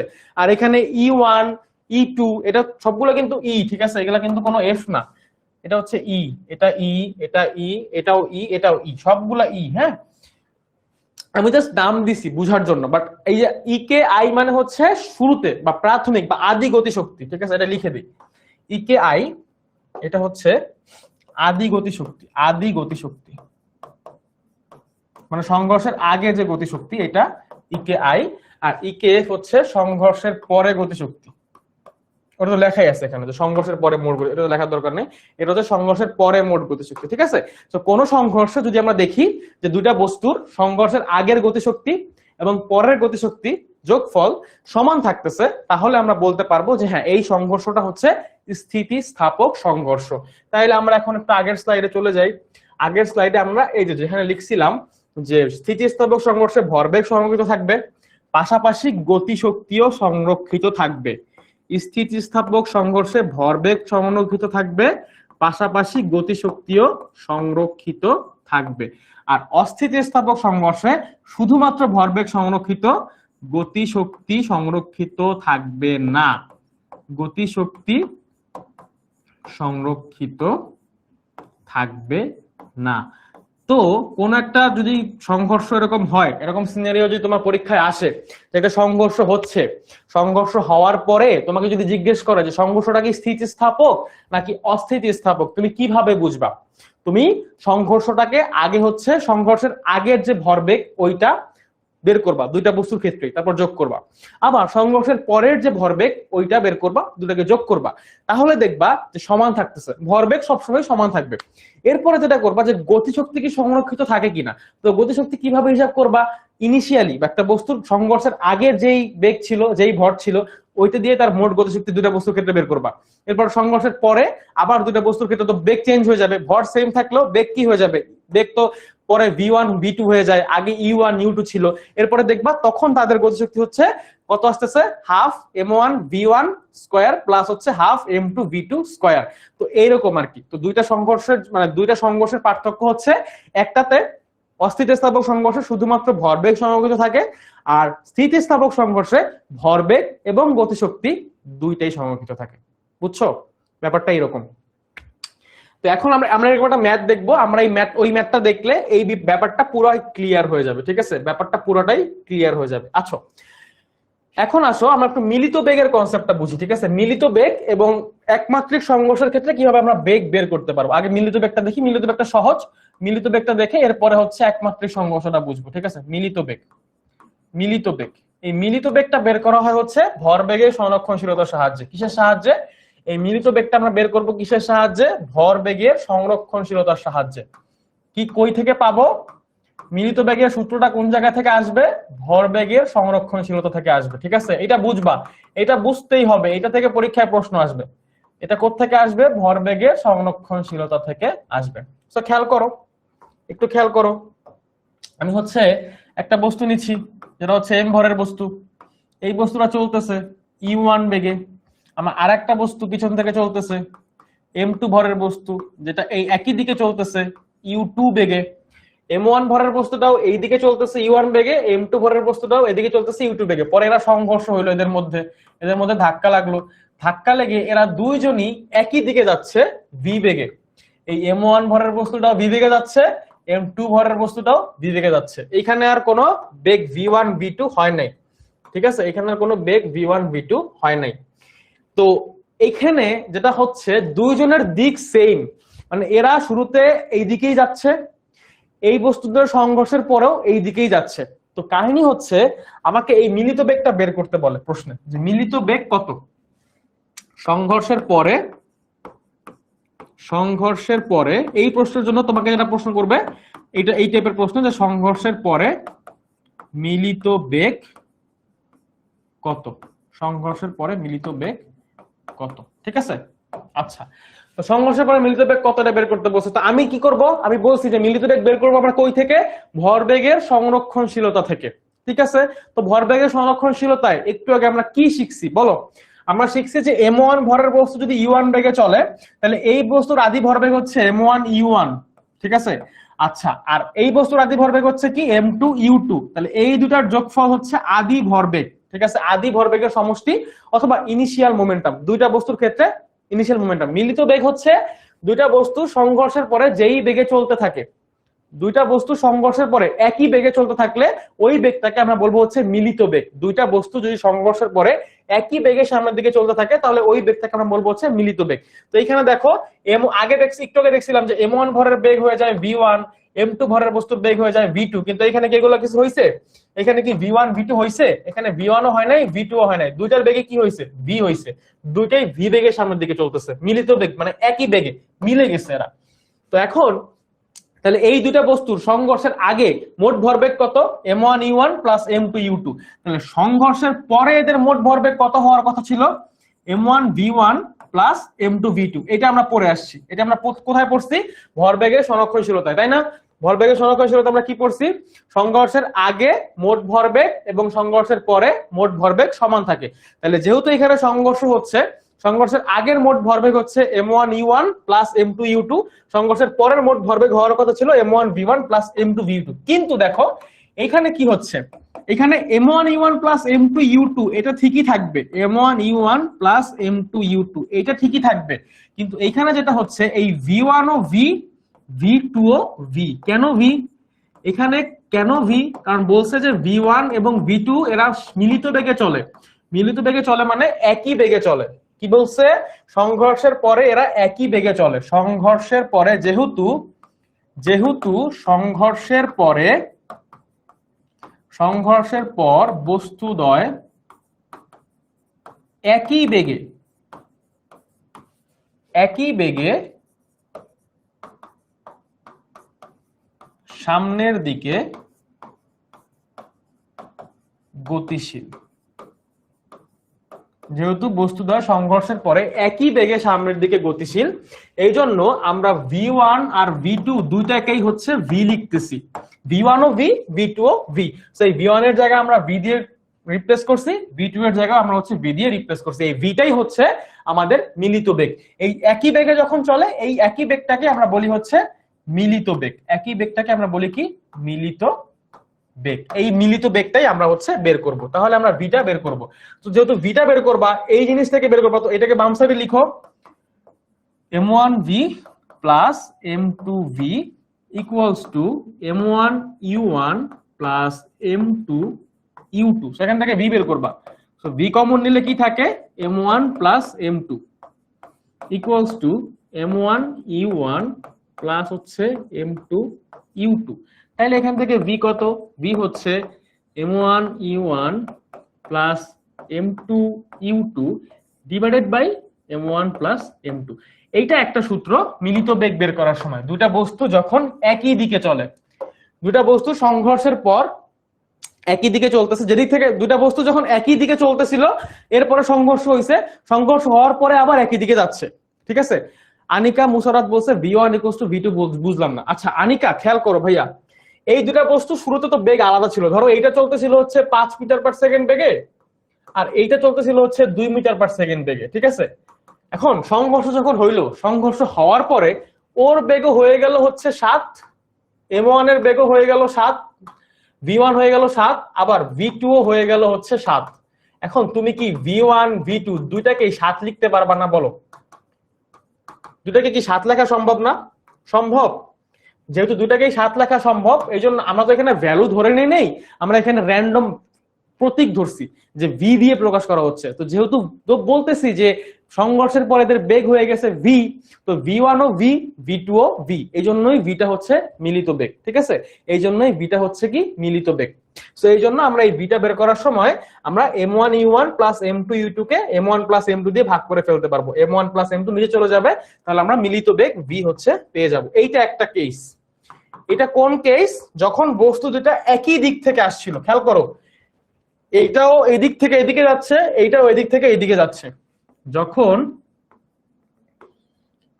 একই দিক থেকে বা একই দিকে যাচ্ছিল, একই দিকে যাচ্ছিল সংঘর্ষের আগে যখন একই দিকে যাচ্ছিল। এখন এই জিনিসটাই যদি একটু চেঞ্জ করে দেই, একটু চেঞ্জ করে এরকম করে দেই যে এই বস্তুটা যেটা m1 ভরের বস্তু, সেটা হচ্ছে এই দিক থেকে এইদিকে যাচ্ছিল u1 বেগে, আর আমাদের আরেকটা যে বস্তু m2 ভরের যে বস্তুটা, সেটা এই দিক থেকে এই দিকে আসতেছিল u2 বেগে।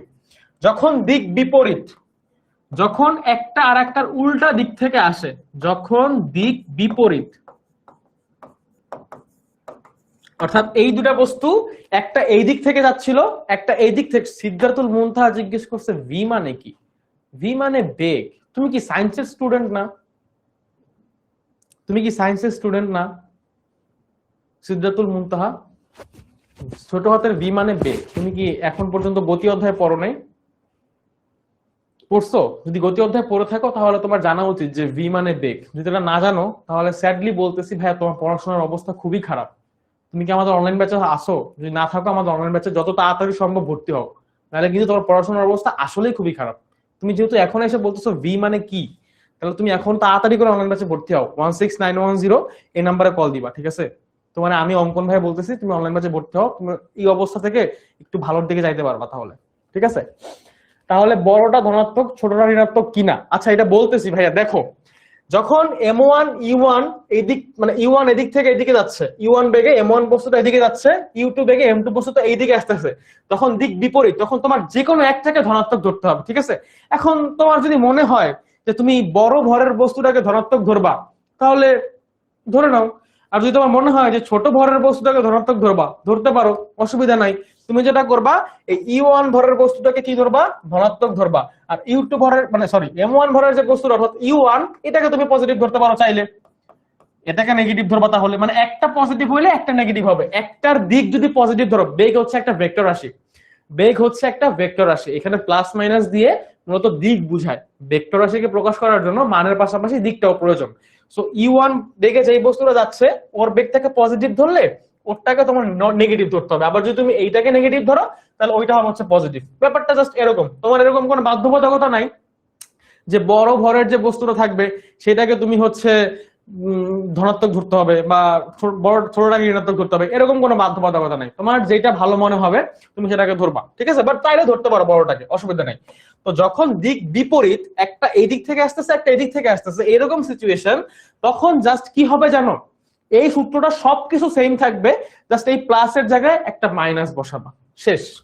তাহলে তখন মিলিত বেগটা হবে হচ্ছে m1 u1 minus m2 u2 divided by m1 plus m2। এখন অনেকে আবার যেই ভুলটা করবা সেটা হচ্ছে পরীক্ষায় ভ্যালু দিয়ে দিবে তোমাকে, এদিক থেকে এত বেগে আসতেছে এটা বলে দিবে, তখন তুমি ওইটাকেও নেগেটিভ ধরবা আবার সূত্রেও মাইনাস লিখবা, তাহলে কিন্তু হবে না, তাহলে কিন্তু হবে না। সূত্রে প্লাস রেখে বেগকে মাইনাস ধরতে হবে। আর যদি সূত্রে মাইনাস বসাই ফেলো তাহলে u2 এর যে ভ্যালুটা থাকবে ওই ভ্যালুটা ধরেই করবা, মাইনাস আর বসাবা না।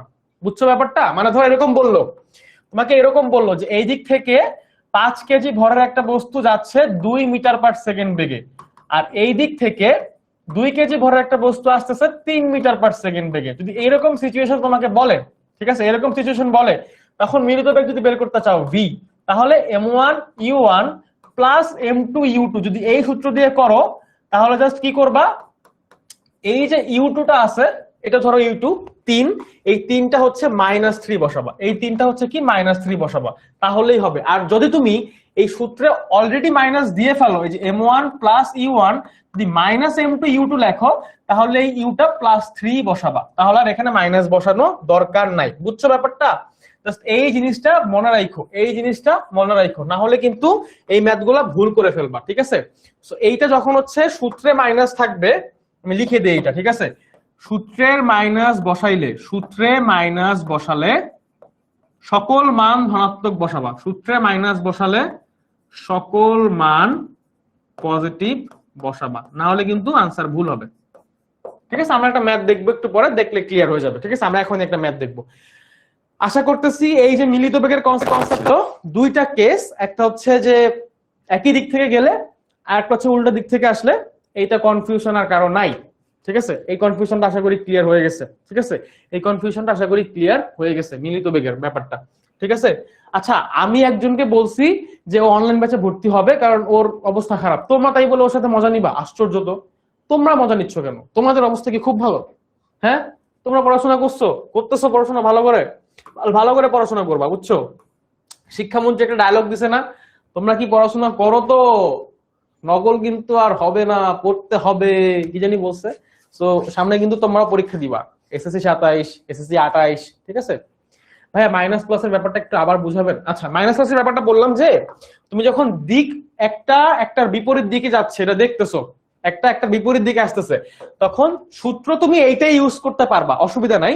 জাস্ট মানটা মাইনাস বসাইতে হবে, u2 এর বা u1 এর মানটা মাইনাস বসাইতে হবে, তাহলে আর ওই সূত্র নিয়ে চিন্তা করতে হবে না। আর যদি তুমি সূত্রে সরাসরি মাইনাস বসাও তাহলে আর মানটা মাইনাস বসাবা না, যেই মানটা থাকবে পজিটিভ 3 মিটার 4 মিটার থাকবে, 3 metre per second 4 metre per second যেটা থাকবে ওইটাই বসাবা। বুঝছো? ঠিক আছে, বুঝছো? হ্যাঁ, পড়তে হবে, নকল আর হবে না।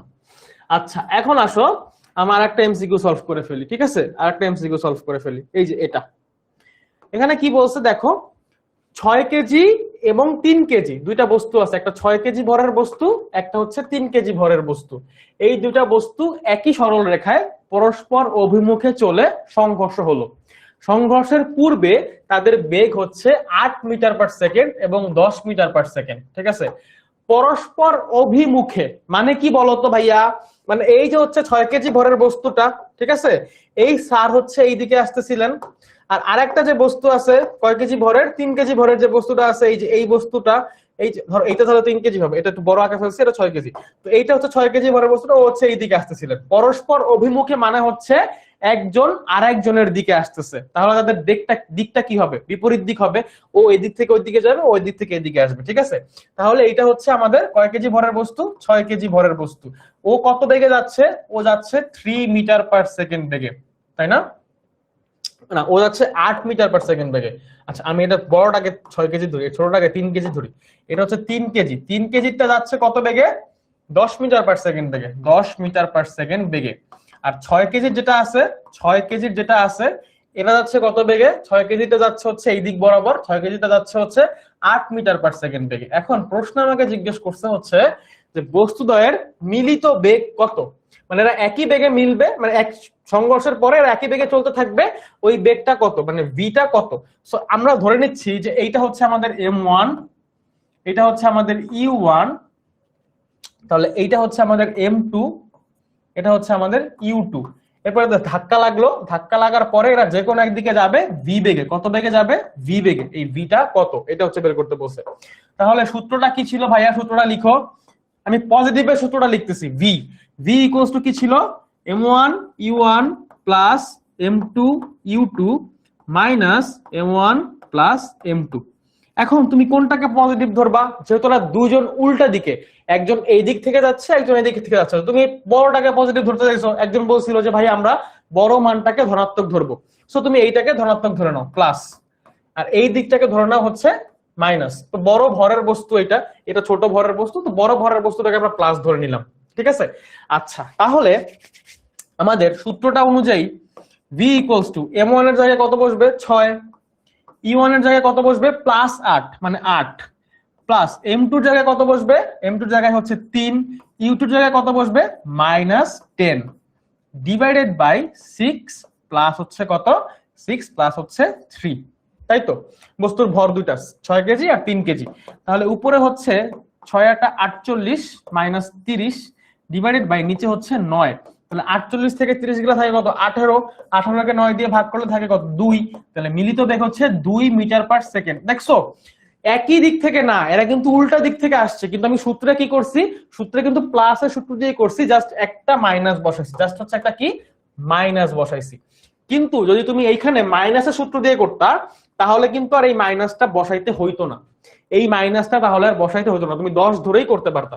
তুমি যদি হচ্ছে এরকম ভাবে করো, তুমি যদি এই সূত্র দিয়ে করতে চাও যে v ইকুয়ালস টু, যেহেতু এটা উল্টা দিক থেকে আসছে, so m1 u1 minus m2 u2 যদি লিখো divided by m1 plus m2 যদি লিখো, তাহলে দেখো ভাইয়া তোমার এখানে u2 এর জায়গায় আমরা যেমন -10 বসাইছিলাম, তুমি আর -10 বসাবা না, তুমি +10 ধরেই করবা, কারণ তুমি অলরেডি মাইনাস দিয়ে দিছো। এই মাইনাসটা দিয়েই বোঝাচ্ছে যে দিকটা হচ্ছে উল্টা, ঠিক আছে? এই মাইনাসটা দিয়ে বোঝাচ্ছে যে দিকটা হচ্ছে উল্টা। তো m1 হচ্ছে ছিল আমার কাছে কত? 6, e1 হচ্ছে 8 মাইনাস 3 ইনটু 10 ডিভাইডেড বাই, দেখো এখানে কিন্তু আমি +10ই বসাইছি, মাইনাস বসাই নাই। আর এখানে যেমন মাইনাস বসাইছিলাম, এখানে কিন্তু প্লাস। তাহলে এখানে হচ্ছে 6 যোগ 3 9, তাহলে এখানে হচ্ছে 48 minus 30 divided by 9 equals to 2। So 2 metre per second হচ্ছে মিলিত বেগ। তুমি যেভাবেই করো না কেন, আনসার 2 মিটার পার সেকেন্ডই আসবে, বুঝছো? তো এই টাইপের এমসিকিউ গুলা অনেক বেশি গুরুত্বপূর্ণ। সামনে যেই পরীক্ষাগুলো দিবা, সেটা হইতে পারে স্কুলের পরীক্ষা, হইতে পারে এসএসসি পরীক্ষা, যেই পরীক্ষাই হোক না কেন, প্রি টেস্ট হইতে পারে, টেস্ট হইতে পারে, যেই পরীক্ষাই হোক না কেন, ওই পরীক্ষার জন্য কিন্তু এই টাইপের এমসিকিউ গুলো অনেক গুরুত্বপূর্ণ, মানে মিলিত বেগ বের করতে বলবে। তো তুমি হচ্ছে এই যে মিলিত বেগের যে সূত্রটা আমি তোমাদেরকে শিখাইছি, v equals to m1 e1 plus m2 u2 divided by m1 plus m2, তখন এইভাবে করে করে ফেলতে পারবা, বুঝছো? আচ্ছা, আর একটা ইম্পর্টেন্ট টপিক তোমাদেরকে একটু শিখাই দিই, যদিও এটা ফ্রি ক্লাসে শিখাবো। আচ্ছা, শিখাই একটু, বলো বুঝছো? এমসিকিউটা বুঝছো? এমসিকিউটা সবাই বুঝছো? এমসিকিউটা কি সবাই বুঝছো? আচ্ছা, আর একটা জিনিসটা বলে দেই, সেটা হচ্ছে যে একমাত্রিক স্থিতিস্থাপক সংঘর্ষের ক্ষেত্রে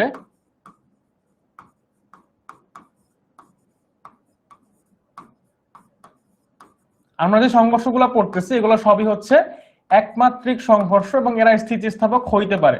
সো একমাত্রিক স্থিতিস্থাপক সংঘর্ষের ক্ষেত্রে তোমাকে সবসময় বস্তু কিন্তু মিলিত বেগে চলবে না, ঠিক আছে? সবসময় বস্তু কিন্তু মিলিত বেগে চলবে না। কোনটা m1 ধরবো কোনটা m2 ধরবো, তুমি ধরো, তুমি হচ্ছে সবসময় বড় ভরটাকে m1 ধরো, ছোট ভরটাকে m2 ধরো, সমস্যা নেই। ক্লাস 7টায় শেষ হওয়ার কথা, হয়তো 7:05 শেষ করবো আর কি। তো একমাত্রিক স্থিতিস্থাপক সংঘর্ষের ক্ষেত্রে সর্বদা বস্তু মিলিত বেগে চলে না, সর্বদা না, বস্তু কখনোই মিলিত বেগে চলে না, ঠিক আছে। একমাত্রিক স্থিতিস্থাপক সংঘর্ষের ক্ষেত্রে বস্তু মিলিত বেগে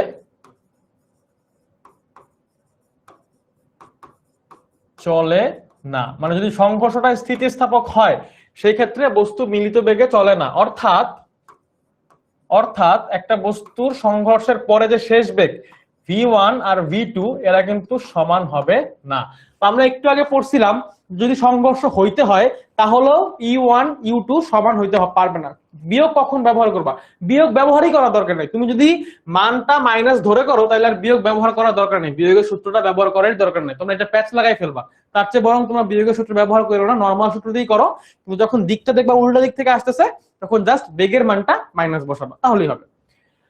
তো একমাত্রিক স্থিতিস্থাপক সংঘর্ষের ক্ষেত্রে বস্তু মিলিত বেগে চলে না, অর্থাৎ v1 v2 সমান হয় না। তো সেই ক্ষেত্রে ওই সব ক্ষেত্রে শেষ বেগ বের করার জন্য একটা সূত্র আছে, ওই ক্ষেত্রে শেষ বেগ বের করার সূত্র আছে, শেষ বেগ নির্ণয়ের সূত্র। কোন ক্ষেত্রে বললাম?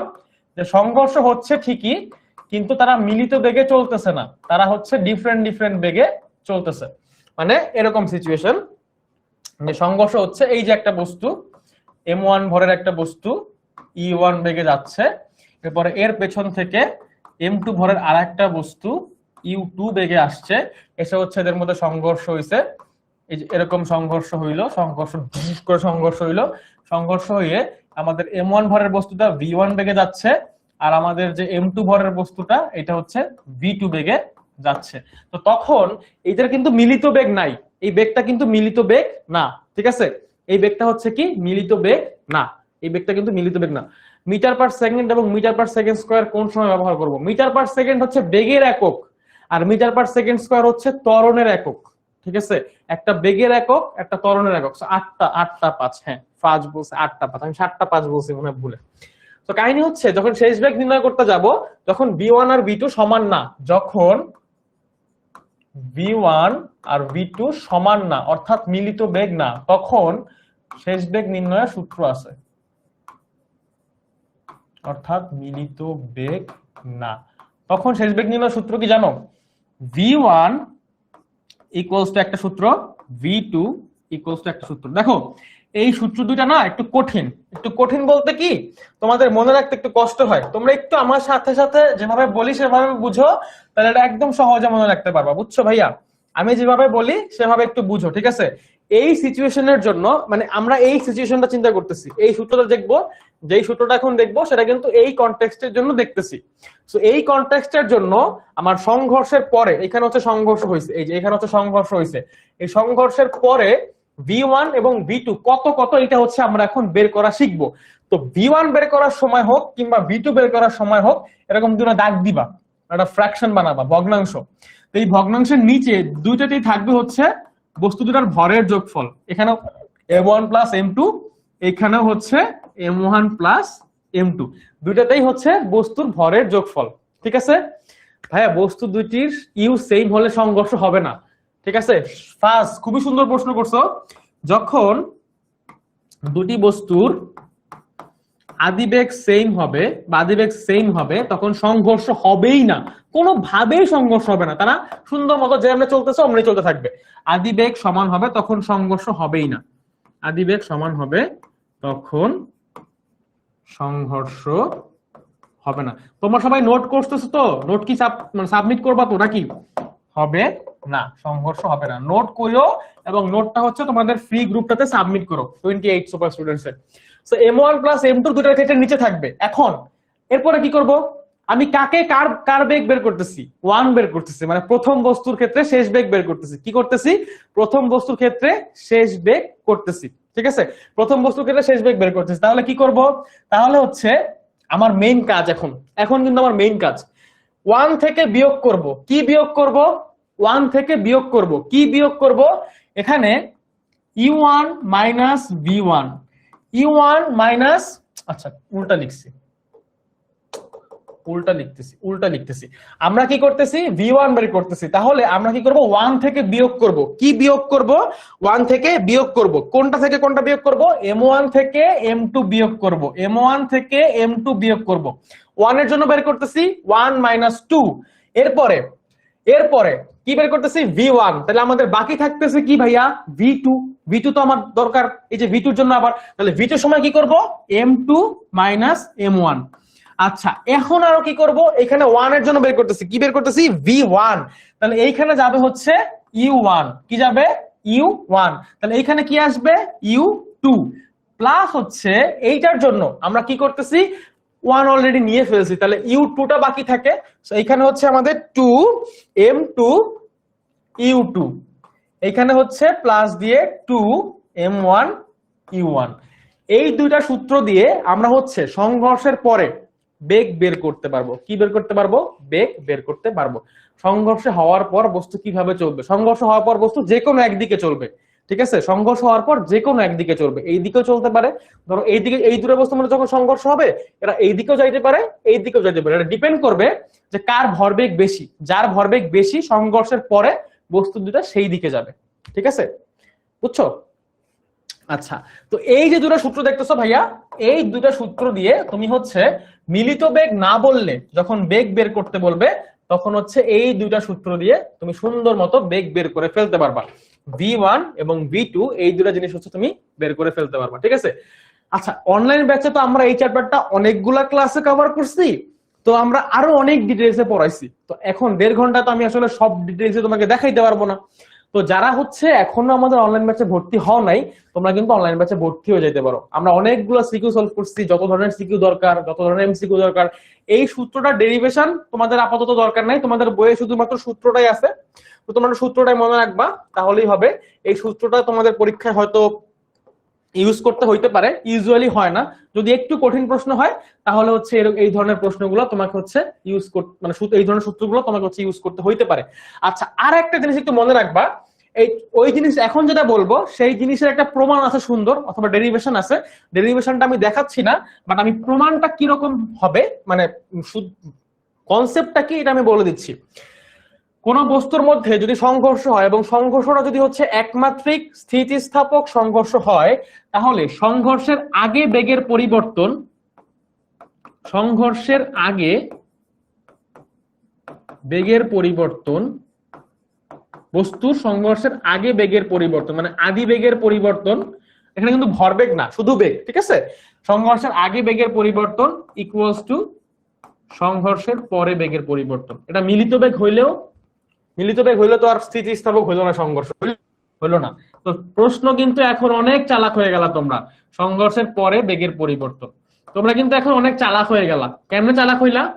দেখো, আমি যদি তোমাকে একটা প্রশ্ন বলি, এখন দেখবা আমি তোমাকে একটা সিকিউ দেখাবো, খেয়াল করো কি বলছিলাম, যে বস্তু যদি মিলিত বেগে চলে তাহলে কিন্তু সংঘর্ষ স্থিতিস্থাপক হবে না। আর একটা লাইন লিখে ফেলো, সংঘর্ষের পরে, এই লাইনটা অনেক ইম্পর্টেন্ট। যারা এসএসসি পরীক্ষা দিবা, তোমরা তো ওষুধ 9 এর না, আচ্ছা, সংঘর্ষের পরে দুটি বস্তু যদি একই বেগে চলে, অর্থাৎ মিলিত বেগে চলে, একই বেগ, অর্থাৎ যদি মিলিত বেগে চলে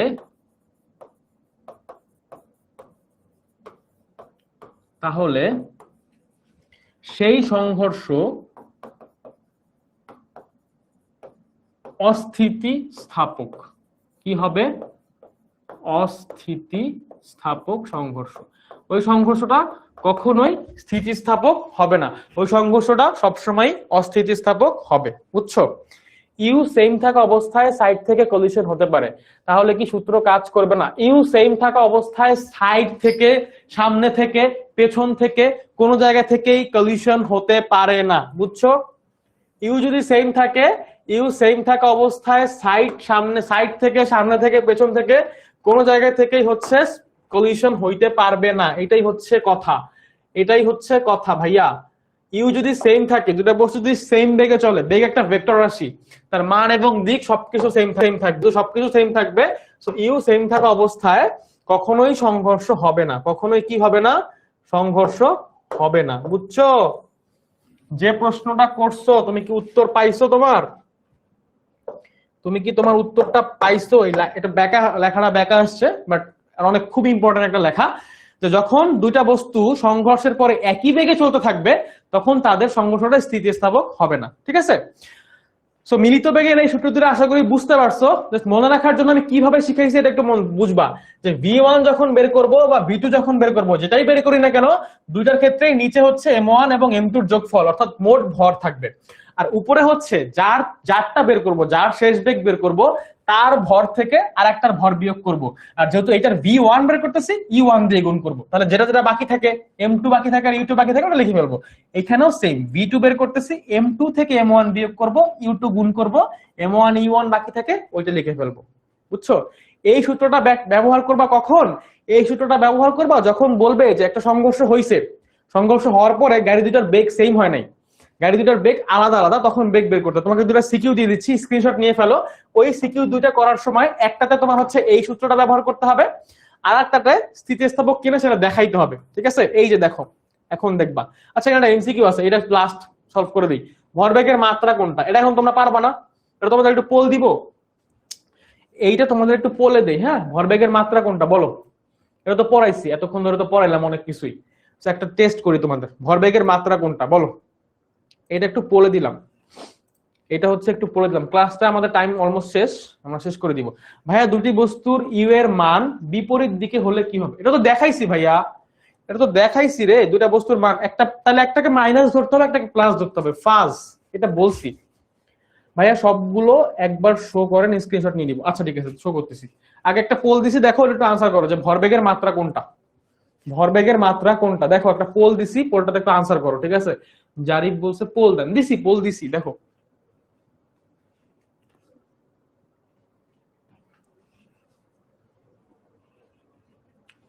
পাইছো? পোল কি মাত্র দুজনের কাছে গেছে? আচ্ছা, ওয়াও, জোস, সেই। অনেকেই সঠিক আনসার দিচ্ছ, অনেকে আবার ভুল আনসার দিচ্ছ, অনেকেই সঠিক আনসার দিচ্ছ, অনেকে ভুল আনসার দিচ্ছ। দেখো, ভরবেগের মাত্রা, এখানে ভরবেগ ছিল m ইন্টু ভি, ভরের একক কেজি, বেগের একক মিটার পার সেকেন্ড। এটার জন্য মাত্রা বের করবা, কেজির জন্য m, মিটারের জন্য l, সময়ের জন্য t, ml t ইনভার্স 1। তো যারা অপশন বি দিছো, কেন দিছো বাবা, কেন দিছো? এগুলো তো ভুল করা যাবে না, এগুলো সহজ। আচ্ছা দেখো, এইখানে দুটো সিকিউ রাখছি। ঠিক আছে? এখানে একটা সিকিউ আছে, মিলিত বস্তুর বেগ নির্ণয় করো। এটা কোন সূত্র দিয়ে করবা? ওই যে মিলিত বেগের সূত্র, অর্থাৎ এই যে v equals to what, v equals to m1 e1 plus m2 u2 divided by m1 plus m2। এই সূত্র দিয়ে হচ্ছে তোমরা গ নাম্বারটা করবা, এই সূত্র দিয়ে গ নাম্বারটা করবা, মানগুলো বসাইলেই হয়ে যাবে। আর একটু জিনিস খেয়াল রাখবা, যেখানে কিন্তু একটা গাড়ি এইদিকে আসতেছে, একটা গাড়ি এইদিকে আসতেছে, জাস্ট মানগুলো একটা প্লাস বসালে আর একটা মাইনাস বসাইতে হবে। আর বেগের মানটা কিন্তু একটা আছে, দুটাই কিলোমিটার পার আওয়ারে আছে, এগুলো কিসে নিতে হবে? মিটার পার সেকেন্ড নিতে হবে, মিটার পার সেকেন্ডে নিয়ে তারপরে করতে হবে। আচ্ছা, ঘ নাম্বার প্রশ্ন জিজ্ঞেস করছে কি, দেখো ওই যে বলছিলাম না, যে এখন তুমি কোশ্চেন দেখেই বুঝে ফেলবা যে আসলে মানে সংঘর্ষটা স্থিতিস্থাপক হবে কিনা। খেয়াল করো কিভাবে, এখানে বলছে উদ্দীপকের সংঘর্ষটি স্থিতিস্থাপক কিনা গাণিতিক ব্যাখ্যা দাও। আমি বলছিলাম যে সংঘর্ষ যদি স্থিতিস্থাপক হইতে হয়, তাহলে সংঘর্ষের আগে তাদের বেগের পার্থক্য এবং সংঘর্ষের পরে বেগের পার্থক্য সমান হইতে হবে। এখন একটু খেয়াল করো, এই বস্তুটা সংঘর্ষের পরে একই বেগে চলতে থাকে, এই বস্তুটা কি করে? একই বেগে চলতে থাকে, তাহলে সংঘর্ষের পরে তাদের যে পার্থক্য, বেগের যে পার্থক্য ডেল ভি, এটা হচ্ছে 0। সংঘর্ষের পরে বেগের পার্থক্য হচ্ছে 0, আর সংঘর্ষের আগে একটা হচ্ছে 50, একটা 65। তো এদের যদি কিলোমিটার পার আওয়ারও চিন্তা করো, তাহলে এদের পার্থক্য হচ্ছে 15 কিলোমিটার পার আওয়ার। ঠিক আছে? 15 কিলোমিটার পার আওয়ার। তাহলে সংঘর্ষের আগে এদের যে বেগের পার্থক্য আর পরে পার্থক্য কিন্তু সেম না।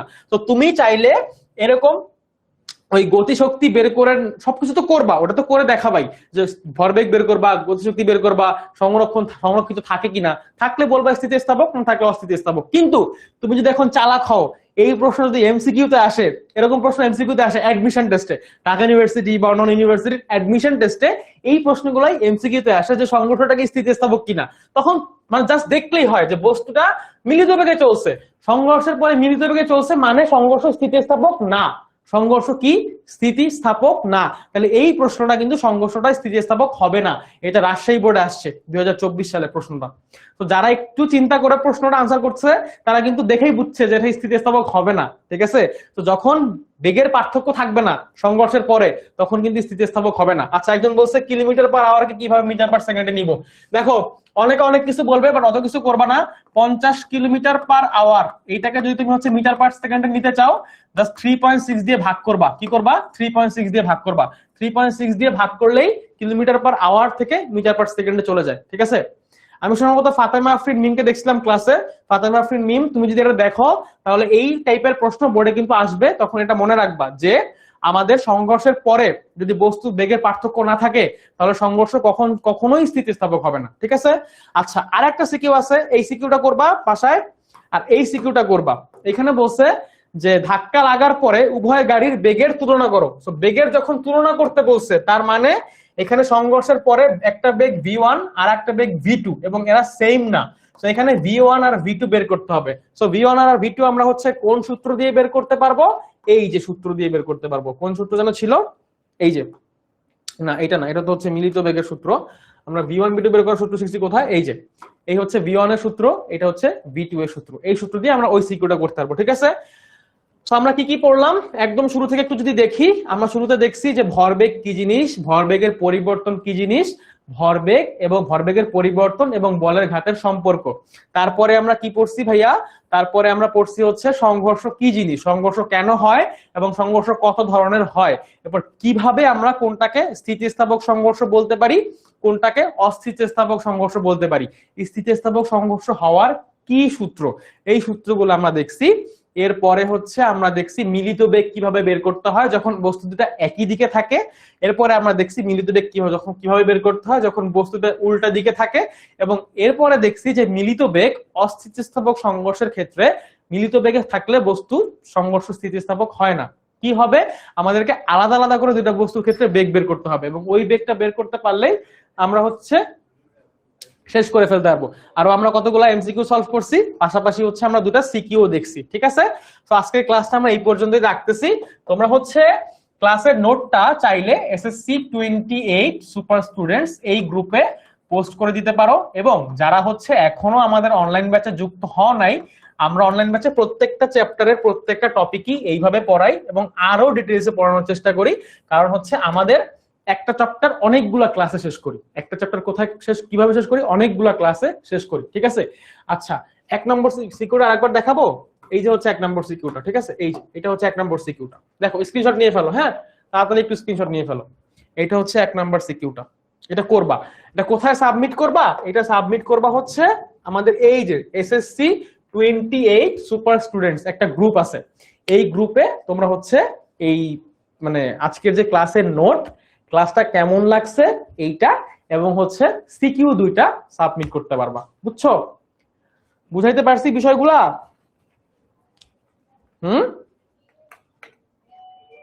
ওকে, সিকিউ এর এসএস নাও নাই? আচ্ছা, এই যে সিকিউ এর এসএস নাও। লাস্ট আরেকটা চান্স দিচ্ছি। এটা হচ্ছে 1 নাম্বার সিকিউ, 1 2 3, এটা হচ্ছে 1 নাম্বার সিকিউ, আর লাস্ট এটা হচ্ছে 2 নাম্বার সিকিউ, ঠিক আছে। তো সবাই এসএস নিয়ে ফেলছো? সবাই এসএস নিয়ে ফেললে সবাই ভালো থাকবা।